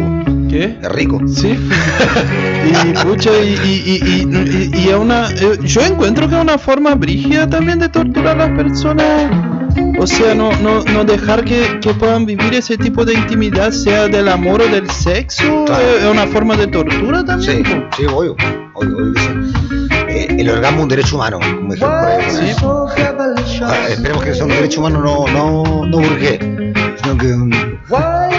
Ya tengo un problema con la palabra derecho, como que siento que el derecho, que te digan que tú tienes derecho a algo, implica automáticamente que no tienes derecho a otra cosa, que alguien te lo otorga, o sea, el Estado, claro. el Estado, el poder político en general. Y eso, bueno, nos vamos ahora con musiquita. No, nos vamos con un temita. Esto es Venganza de la Polla Record por Recupera tu Vida, aquí en la radio, 31 de enero, en las inmediaciones de la Villa Portales. Sí, ya. Hágale, mi hijo, todo bien.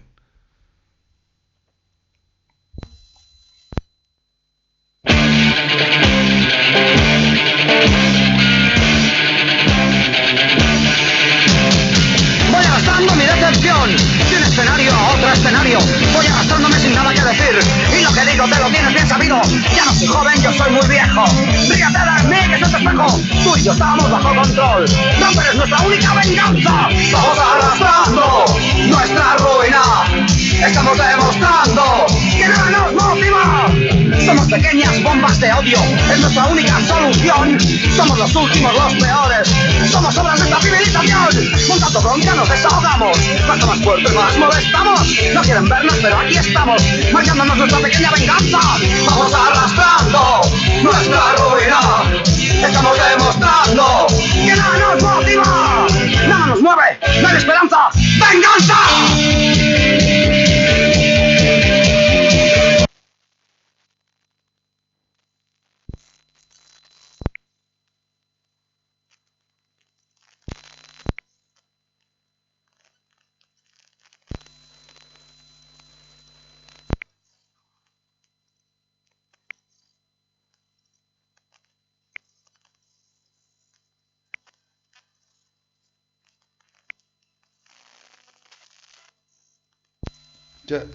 Ya estamos con un problema técnico acá, no sé qué pasa en mi teléfono que estaba poniendo la música, pero bueno, ya, por lo menos escuchamos una buena parte de ese temazo de la Polla Record, ¿no? Venganza. Ahora parece que está... Vamos anulando nuestra ruina, estamos demostrando que nada nos motiva.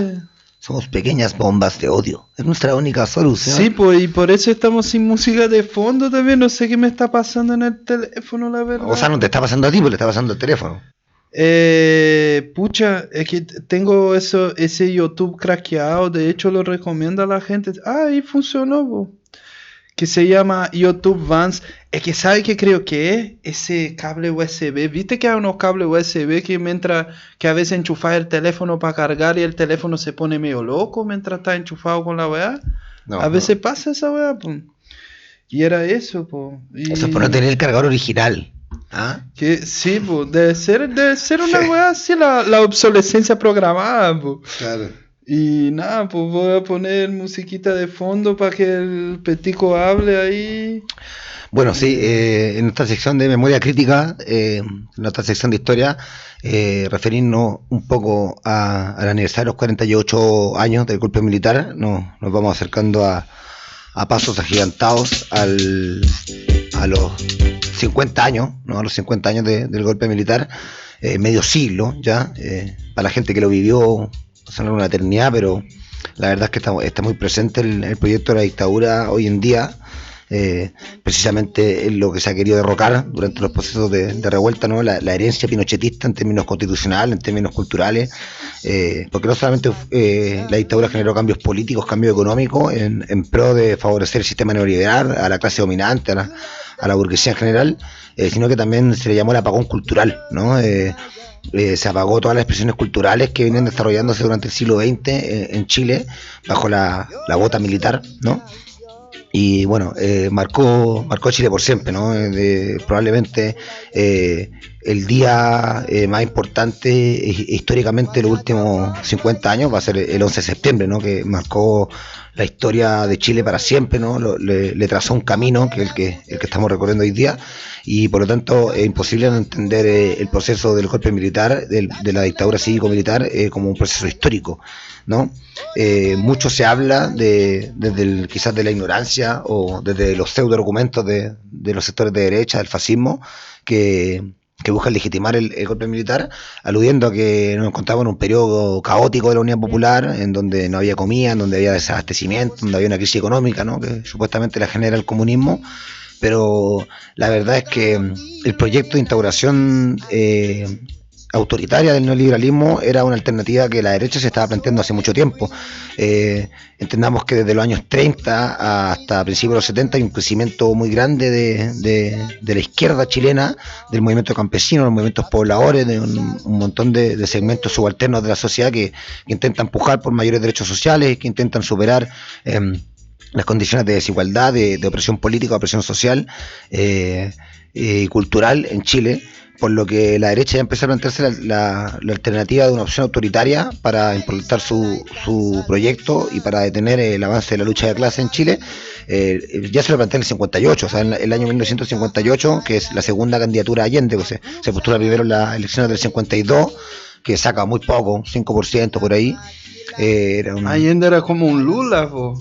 Sí. También que estuvo así varias veces hasta que lo logró. Claro. Después del año, es muy loco, ¿no? Porque el 52 saca un porcentaje muy bajo y el 58 casi sale. O sea, le ganó el candidato Jorge Alessandri Rodríguez, le ganó por muy pocos votos, digamos. Entonces, ¿qué pasó ahí? Que la derecha se asustó. Porque el 58 ya había crecido mucho la izquierda, el movimiento poblador.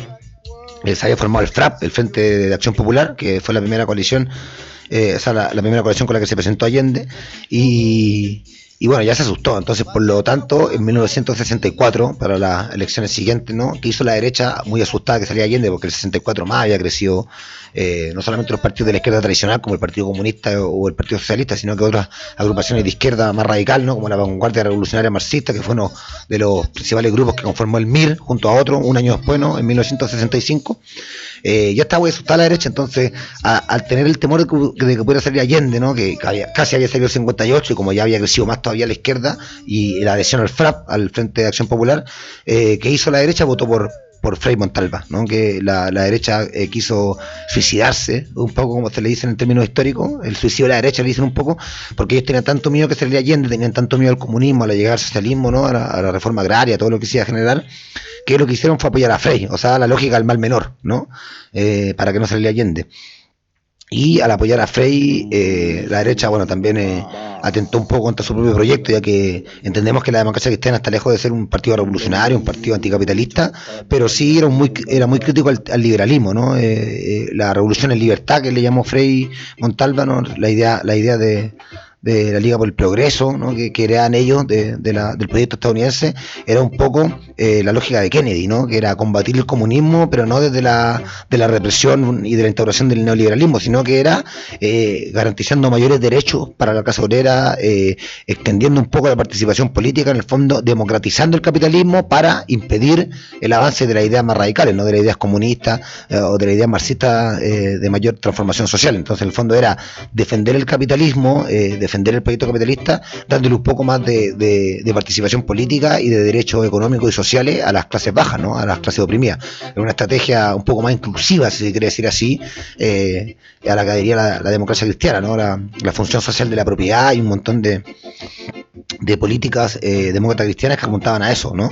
Por lo mismo, no era el mismo proyecto que tenía la derecha, ¿no? Si bien estaba lejos de ser un proyecto revolucionario, no era el mismo proyecto que tenía la derecha política tradicional chilena, por lo que finalmente la derecha terminó arrepintiéndose de Frei. De hecho, hay varios testimonios de gente de derecha de la época que se sintió muy traicionada por Frei, porque él de igual manera hizo una reforma agraria que fue mucho menor a la que hizo Allende, ¿no? Y que estuvo lejos de satisfacer las necesidades de los pobladores sin tierra, de los campesinos sin tierra, pero al igual eso fue tomado como un ataque por parte de la derecha, ¿no? En el sentido que igual le quitó tierra a la gran propiedad latifundista chilena. Por lo tanto, ahí ya la derecha elige el camino propio, ¿no? Empieza a generar muchas hostilidades con la democracia cristiana. Y el 70 tiene su candidato propio, ¿no? El 70 tiene su candidato propio, Alessandri, si no me equivoco, que compite con Tomic. Sí, Alessandri, que compite con Tomic y con Allende. Bueno, el 70 finalmente, como la derecha tiene su candidato propio. Esa familia Alessandri es una plaga, igual, ¿no? Sí, de hecho Jorge Alessandri Rodríguez, que postuló, que ya había sido presidente del 58 al 64, es el hijo de Arturo Alessandri Palma, ¿no? El primer Alessandri y hoy día tenemos al Alessandri, sí, que ahora es director del campo, el maldito ese que era el alcalde de... Sí, el alcalde de Santiago, sí. No, claro, son una plaga esa familia. Pero bueno, es hijo de Arturo Alessandri Palma, ¿no? El gran genocida que tiene una estatua ahí en La Moneda, un genocida que, si bien en su primer gobierno del 20 al 25 generó cierta reforma y dictó la nueva constitución que fue la que desplazó la constitución que había de antes, que era la de 1873, no la de Portales, que era una constitución básicamente colonialista, así, una constitución muy retrógrada, en el sentido de avanzar hacia el liberalismo, avanzar hacia cierta apertura política. Él dictó la ley de 1925, la constitución de 1925. Entonces, su primer gobierno es catalogado como casi un gobierno antioligárquico, ¿no? Muy lejos de ser de izquierda, pero antioligárquico. Y después ya vería la versión más autoritaria de Arturo Alessandri Palma, que es del 32 al 38, que es un gobierno en donde se generaron varias masacres obreras.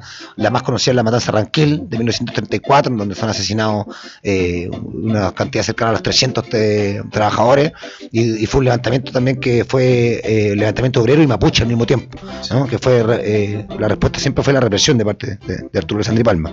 Bueno, el hijo, ¿no? Que si bien no fue igual de genocida que él, fue la opción del liberalismo, ¿no? La opción de perpetuar el sistema capitalista neoliberal, instaurar ese proyecto, ¿no? Que es el que finalmente se termina instaurando en 1973. Ya el 70, cuando sale Allende, ya que la derecha no elige el camino propio, y bueno, era muy probable que saliera Allende, ¿no? Porque iba la DC, la derecha y la izquierda separadas, entonces finalmente termina saliendo Allende con una minoría relativa. Y bueno, esto va generando un escenario de conflictividad social, de violencia política fraccionada en la sociedad, donde se empieza a desarrollar un fuerte enfrentamiento entre las fuerzas políticas, mucha presencia en las calles, ¿no? Mucha agitación política. Los años 70, del 70 al 73, vemos un avance progresivo, un avance cualitativo y cuantitativo en las dinámicas de la lucha de clases. Entonces, lo que va generando también tomas de liceos, tomas de universidades, tomas de terreno también. Bueno, las tomas de liceo y universidad eran por parte de la derecha, ¿no? Para boicotear el gobierno de la Unidad Popular, pero por el otro lado está el movimiento poblador, que sigue con las tomas de terreno, ¿no? De hecho, el mismo MIR, que plantea la lucha armada y todo, no era parte de la Unidad Popular, pero sí tenía un pacto por omisión con ella. O sea, de hecho, el MIR, cuando sale Allende, claro, baja el arma. Y lo único que mantiene son las tomas de terreno, ¿no? Que es protagonizadas por el MCR, ¿no? El Movimiento Campesino Revolucionario, que era la sección campesina del MIR.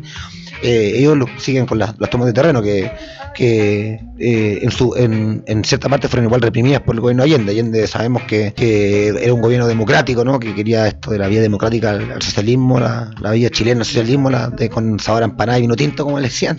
En el fondo era un gobierno socialdemócrata. Lo que quería hacer era instaurar leyes socialistas o socializar la producción, pero dentro de los marcos de la institucionalidad burguesa, en el fondo respetando el status quo y las lógicas del Estado, ¿no? En el fondo el gobierno Allende nunca se planteó desbordar la legalidad, ¿no? Que era lo que finalmente le planteaba el MIR, lo que le planteó Fidel Castro cuando vino aquí en 1971, o sea, le dijo, bueno, estáis puro weando, o sea, que esto de la vía democrática del socialismo no tiene ningún sentido, ¿no?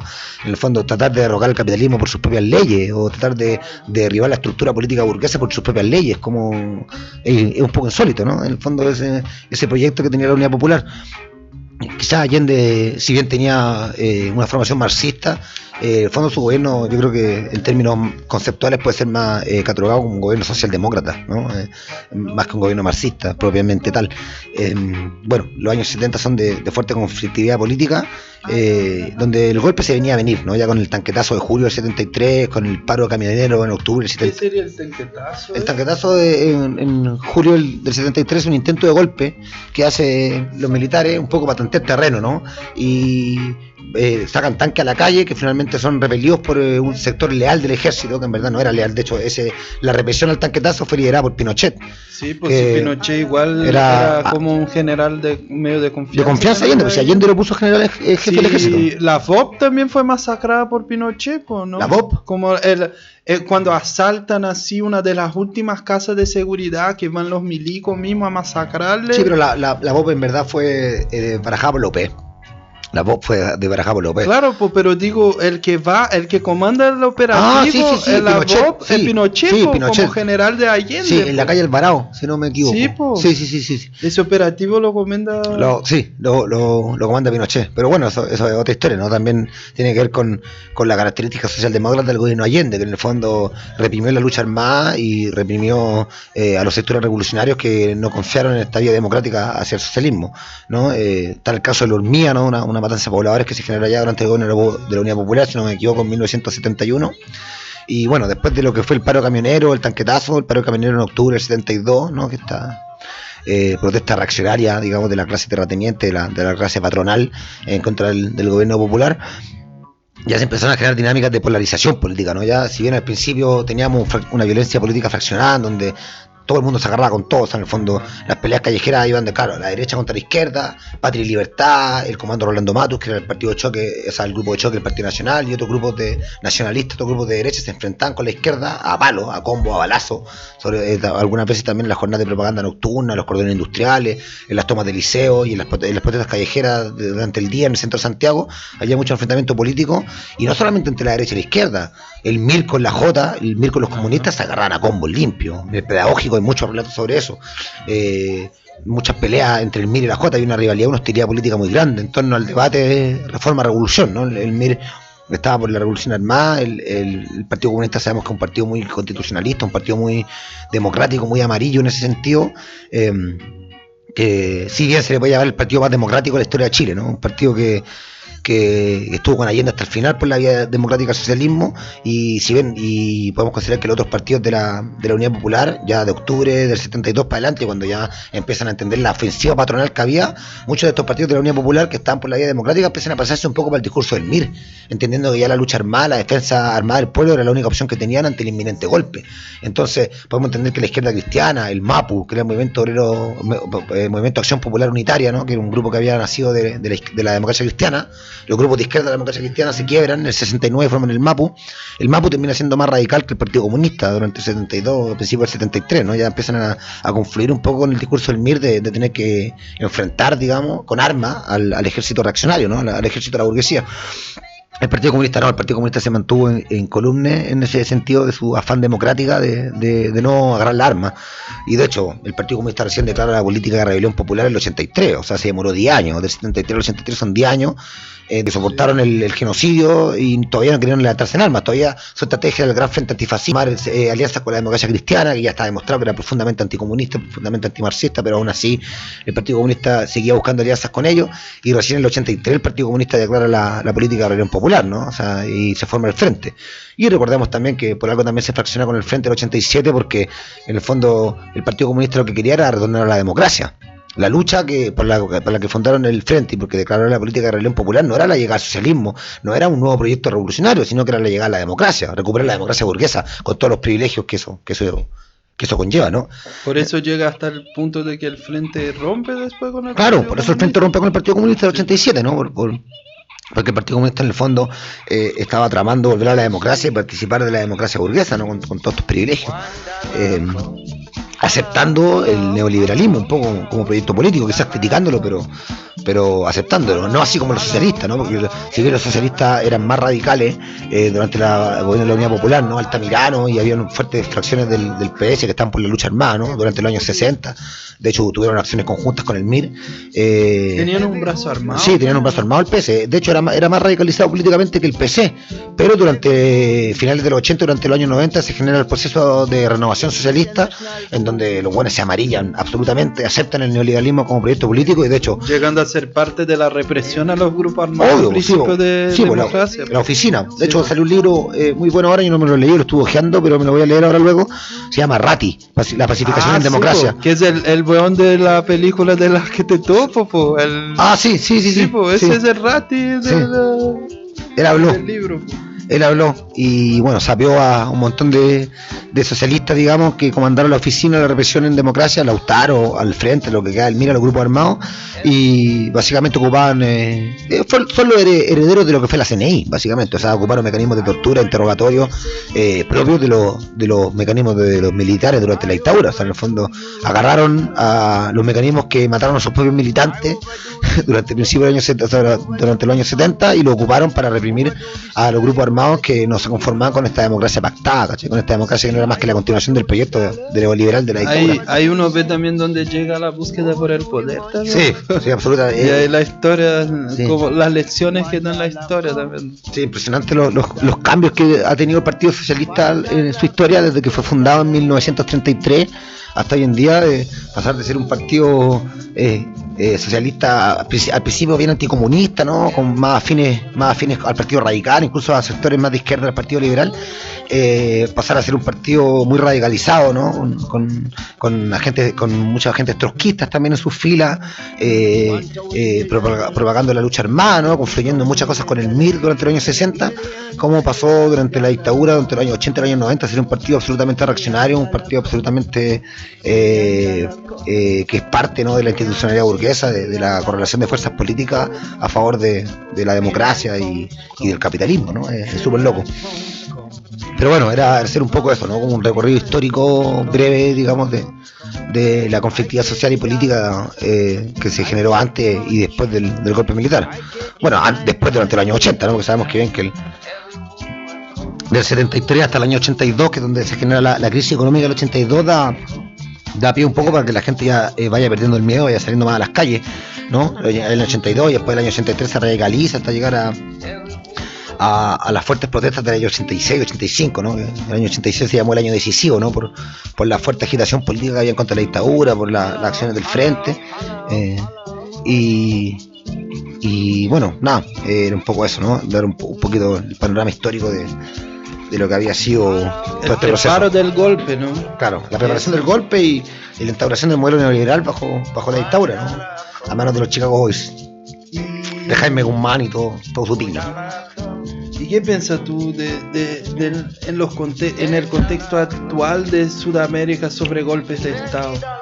Es algo que ya conversamos en otro programa. ¿Actual? Sí, ¿tú lo ves como una estrategia posible? Es que yo creo que para que haya un golpe de Estado tiene que haber una crisis social, una desestabilización política muy grande para que haya un golpe de Estado, porque estamos en una fase histórica, en un contexto histórico, así lo leo yo, por lo menos, en que la democracia es muy favorable. El sistema democrático es muy favorable al capitalismo, a la acumulación capitalista, o sea, operan con completa impunidad y por lo mismo lo hacen porque estamos en democracia, entonces nadie puede decir nada, ¿no? Y de hecho yo ahora tengo hasta la opinión, porque por ejemplo cuando ayer mismo estaba así supuestamente la amenaza de que, porque ayer es la fiesta patria de Brasil, pues que allá no tiene esa característica tan para esa fecha de que la gente se emborrache, coma asado y eso, pero es donde se hace el desfile militar, el del Día de la Independencia. Vale. Y supuestamente estaba la amenaza de que Bolsonaro iba a dar un golpe, pero en realidad la verdad fue como medio un chiste y... Es que no tienen necesidad. Yo al principio, o sea, Bolsonaro yo creo que por él, como es el loco lo daría, pero yo creo que ya los sectores políticos y hasta militares que están por encima de él y por detrás de él, ya no lo ven favorable. Así yo hasta estoy llegando a la conclusión, por lo menos en mi interpretación, de que ya la extrema derecha está pasando de moda un poco por esos tiempos, porque genera inestabilidades también. Claro, mismo que sea electa democráticamente, genera inestabilidad política y genera inestabilidad económica también. Y no solo la extrema derecha, así más corte tipo Bolsonaro, un Cast, pero mismo la derecha así más super ultra liberal, como es el caso de Piñera también, po.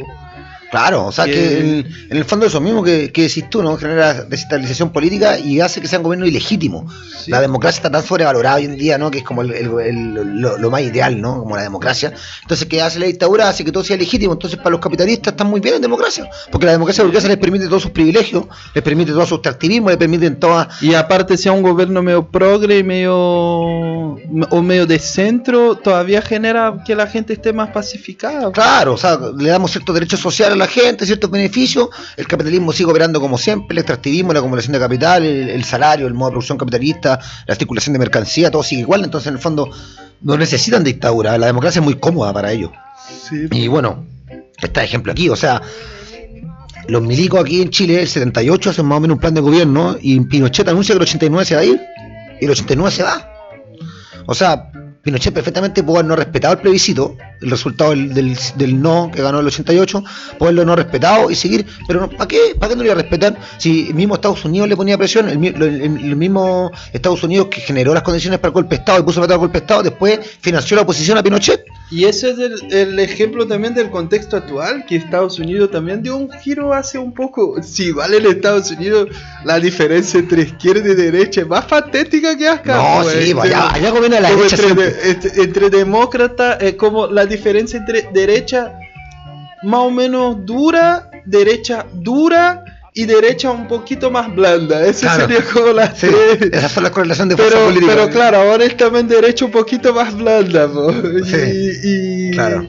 Y claro, entonces como tiene ese tinte ahora como Biden así. Como los supremacistas blancos, los republicanos y los demócratas, así como sí, tres derechas diferentes, pero son derechas. Sería como Renovación Nacional y la UDI, así. Claro, es como una cuestión así, pero ahora claro, está Biden que ya no es...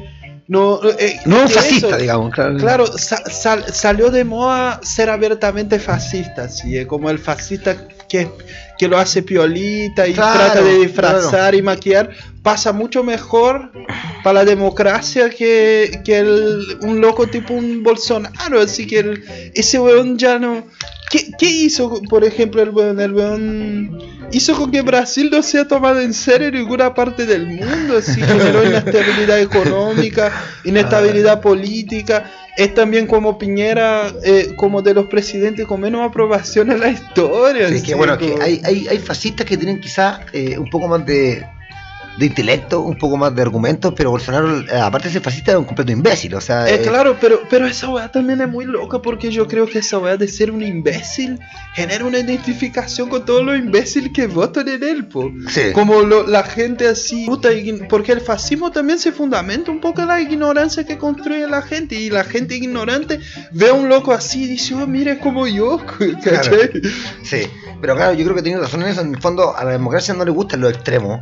Y hoy en día todo este discurso democrático burgués reniega el fascismo, así como también como de los extremos como políticos, quizás se le puede decir así, como el anarquismo, los proyectos de transformación social que apuntan a la destrucción del capitalismo. Eso también es mal visto. Entonces, obviamente, por ejemplo, poniéndolo dentro de las correlaciones de fuerzas políticas e institucionales que en Chile tenemos, por ejemplo, a Artés, y a Kast. Los dos son muy criticados por la prensa, muy criticados por todas las otras fuerzas políticas, ¿no? Porque Artés, bueno, es un retrógrado estalinista, ¿no? Que comunista, que plantea el estalinismo y que todavía habla del antiimperialismo, cosas que son conceptos que sean muy añejos, que no tiene un programa de género en su proyección política, lo que lo hace muy ilegítimo para un tiempo en que el feminismo es muy fuerte, ¿no? En que la igualdad de género es un tema muy contingente. Y por otro lado tenía a Kast, también, que plantea que es un pinochetista, que plantea cosas muy extremas, que por algo mismo la prensa burguesa los critica. Si tú te fijas en los debates políticos, la prensa burguesa es súper crítica de Kast, así como también es súper crítica y hace mierda a los sectores revolucionarios. ¿Qué es lo que pasa? También volviendo al ejemplo de Brasil, lo que pasa en Brasil por la Globo, que ha sido una aliada de la dictadura, que es la emisora de tele más poderosa de Brasil, es súper crítica a Bolsonaro, pues, abiertamente así crítica a Bolsonaro, o sea, entonces también está eso, los locos, por eso también hoy día usan tanto las redes sociales como su principal vehículo comunicacional, porque la prensa no lo está apoyando del todo también. Pero bueno, yo creo que igual ya son como casi las 8:30. Sí. Que quizá hay que ir. Nos vamos. Pero era un vamos poco, con la. Estuvo interesante. Sí, vamos con la convocatoria. Yo tengo acá difusión de actividades. Sí. Empezando por una acá en la vía Portales. Para el 11 de septiembre, acá en la vía hay convocada una marcha pasacalle por la memoria contra la represión a las 18 horas en el puente Sube-Baja, Las Encinas con Plaza Las Aves. Después hay convocado un velatón por Claudia López en Zambeca el 10 de septiembre. Plaza de Calle Rosario 1010, Calle Chica por América entre Balmaceda y 12 de febrero. Sí, también el mismo 11 de septiembre, el sábado, hay una cicletada por la memoria en el barrio Yungay, ya en Portales con Cueto. Se van a juntar el sábado 11 de septiembre a las 5 de la tarde en la cicletada, y después a las 8 hay una velatón para concluir la cicletada. Buena, y la convocatoria de la... Yo vi que hay muchas convocatorias distintas para la romería, y yo no me acuerdo el horario, como a las 11. A las 10 de la mañana. En Los Héroes. En Los Héroes. Que es donde históricamente empieza la marcha del 11 de septiembre. Sí. Y no me acuerdo el horario, pero vi que hay distintas, incluso hay convocatorias así para un bloque negro, hay caleta de convocatorias diferentes para el mismo lugar a la misma hora. Y eso, y hay acá hay otras convocatorias de actividades también. Mira, mañana hay música, teatro y solidaridad 6, a 48 años del golpe de Estado, acopio solidario, feria libertaria, pantallazo documental, la batalla de Chile en vivo, cuentos libertarios, teatro, danza tribal, colectivo La Chusma, cueca choriza, la trova punk.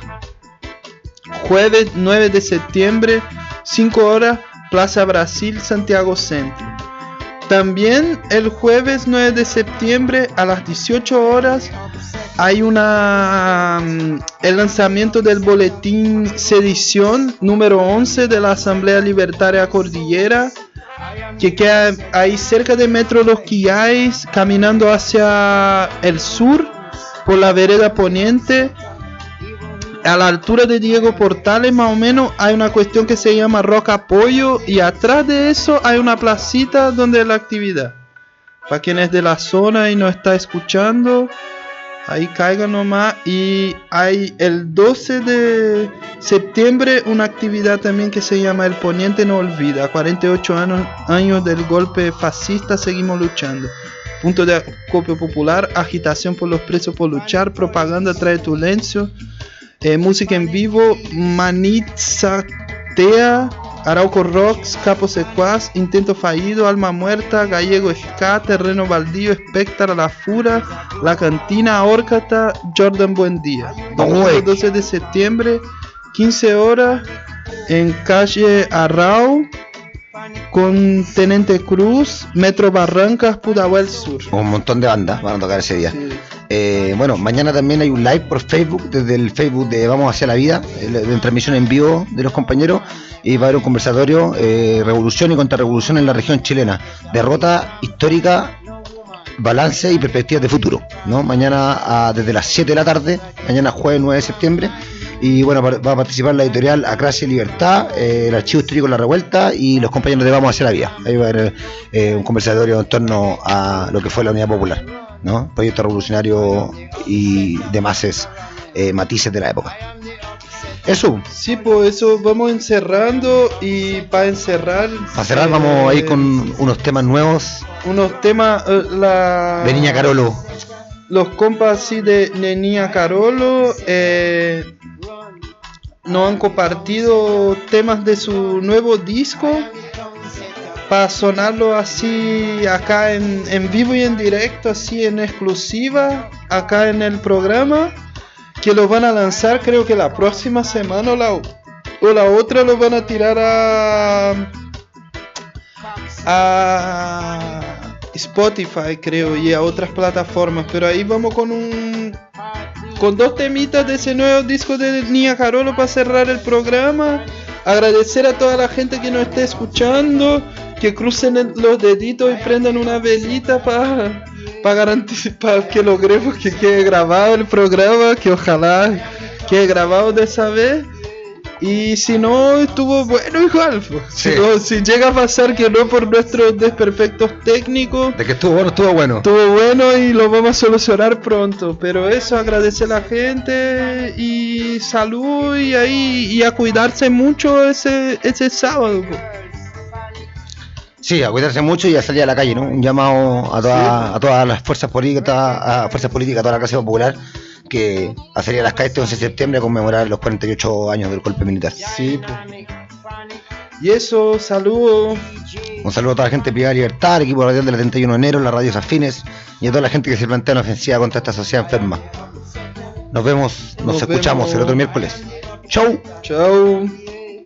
Ahí va a sonar, esperen. Hágale, mijo, todo bien. Esperen. Ahí.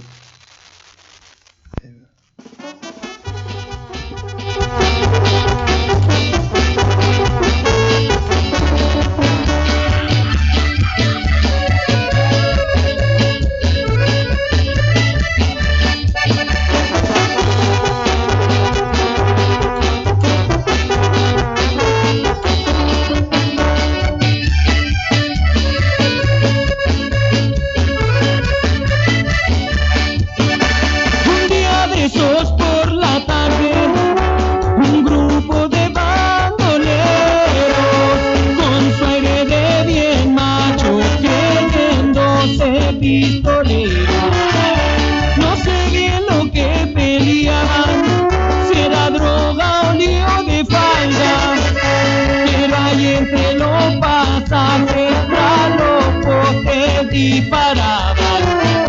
Sonaron fuerte los disparos, una guagua empezaba a llorar y una vieja fuera de su casa como loquita empezaba a gritar. Le dieron en la cabeza, de casi 50 disparos, solo uno tuvo certezas. Le dieron justo en la 100, nadie lo podía creer. Víctima del acontecer, sería un niño que no tenía nada que ver.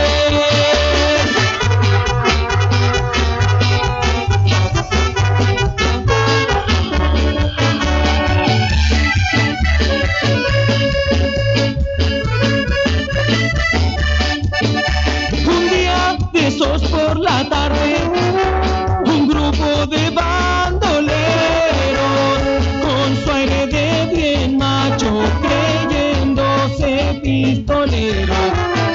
No sé bien lo que peleaban, si era droga o lío de falda, pero ahí entre los pasajes tras los postes disparaban.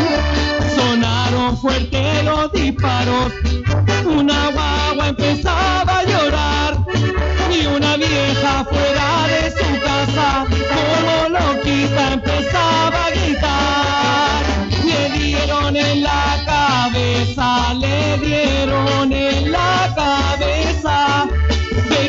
y 50 disparos.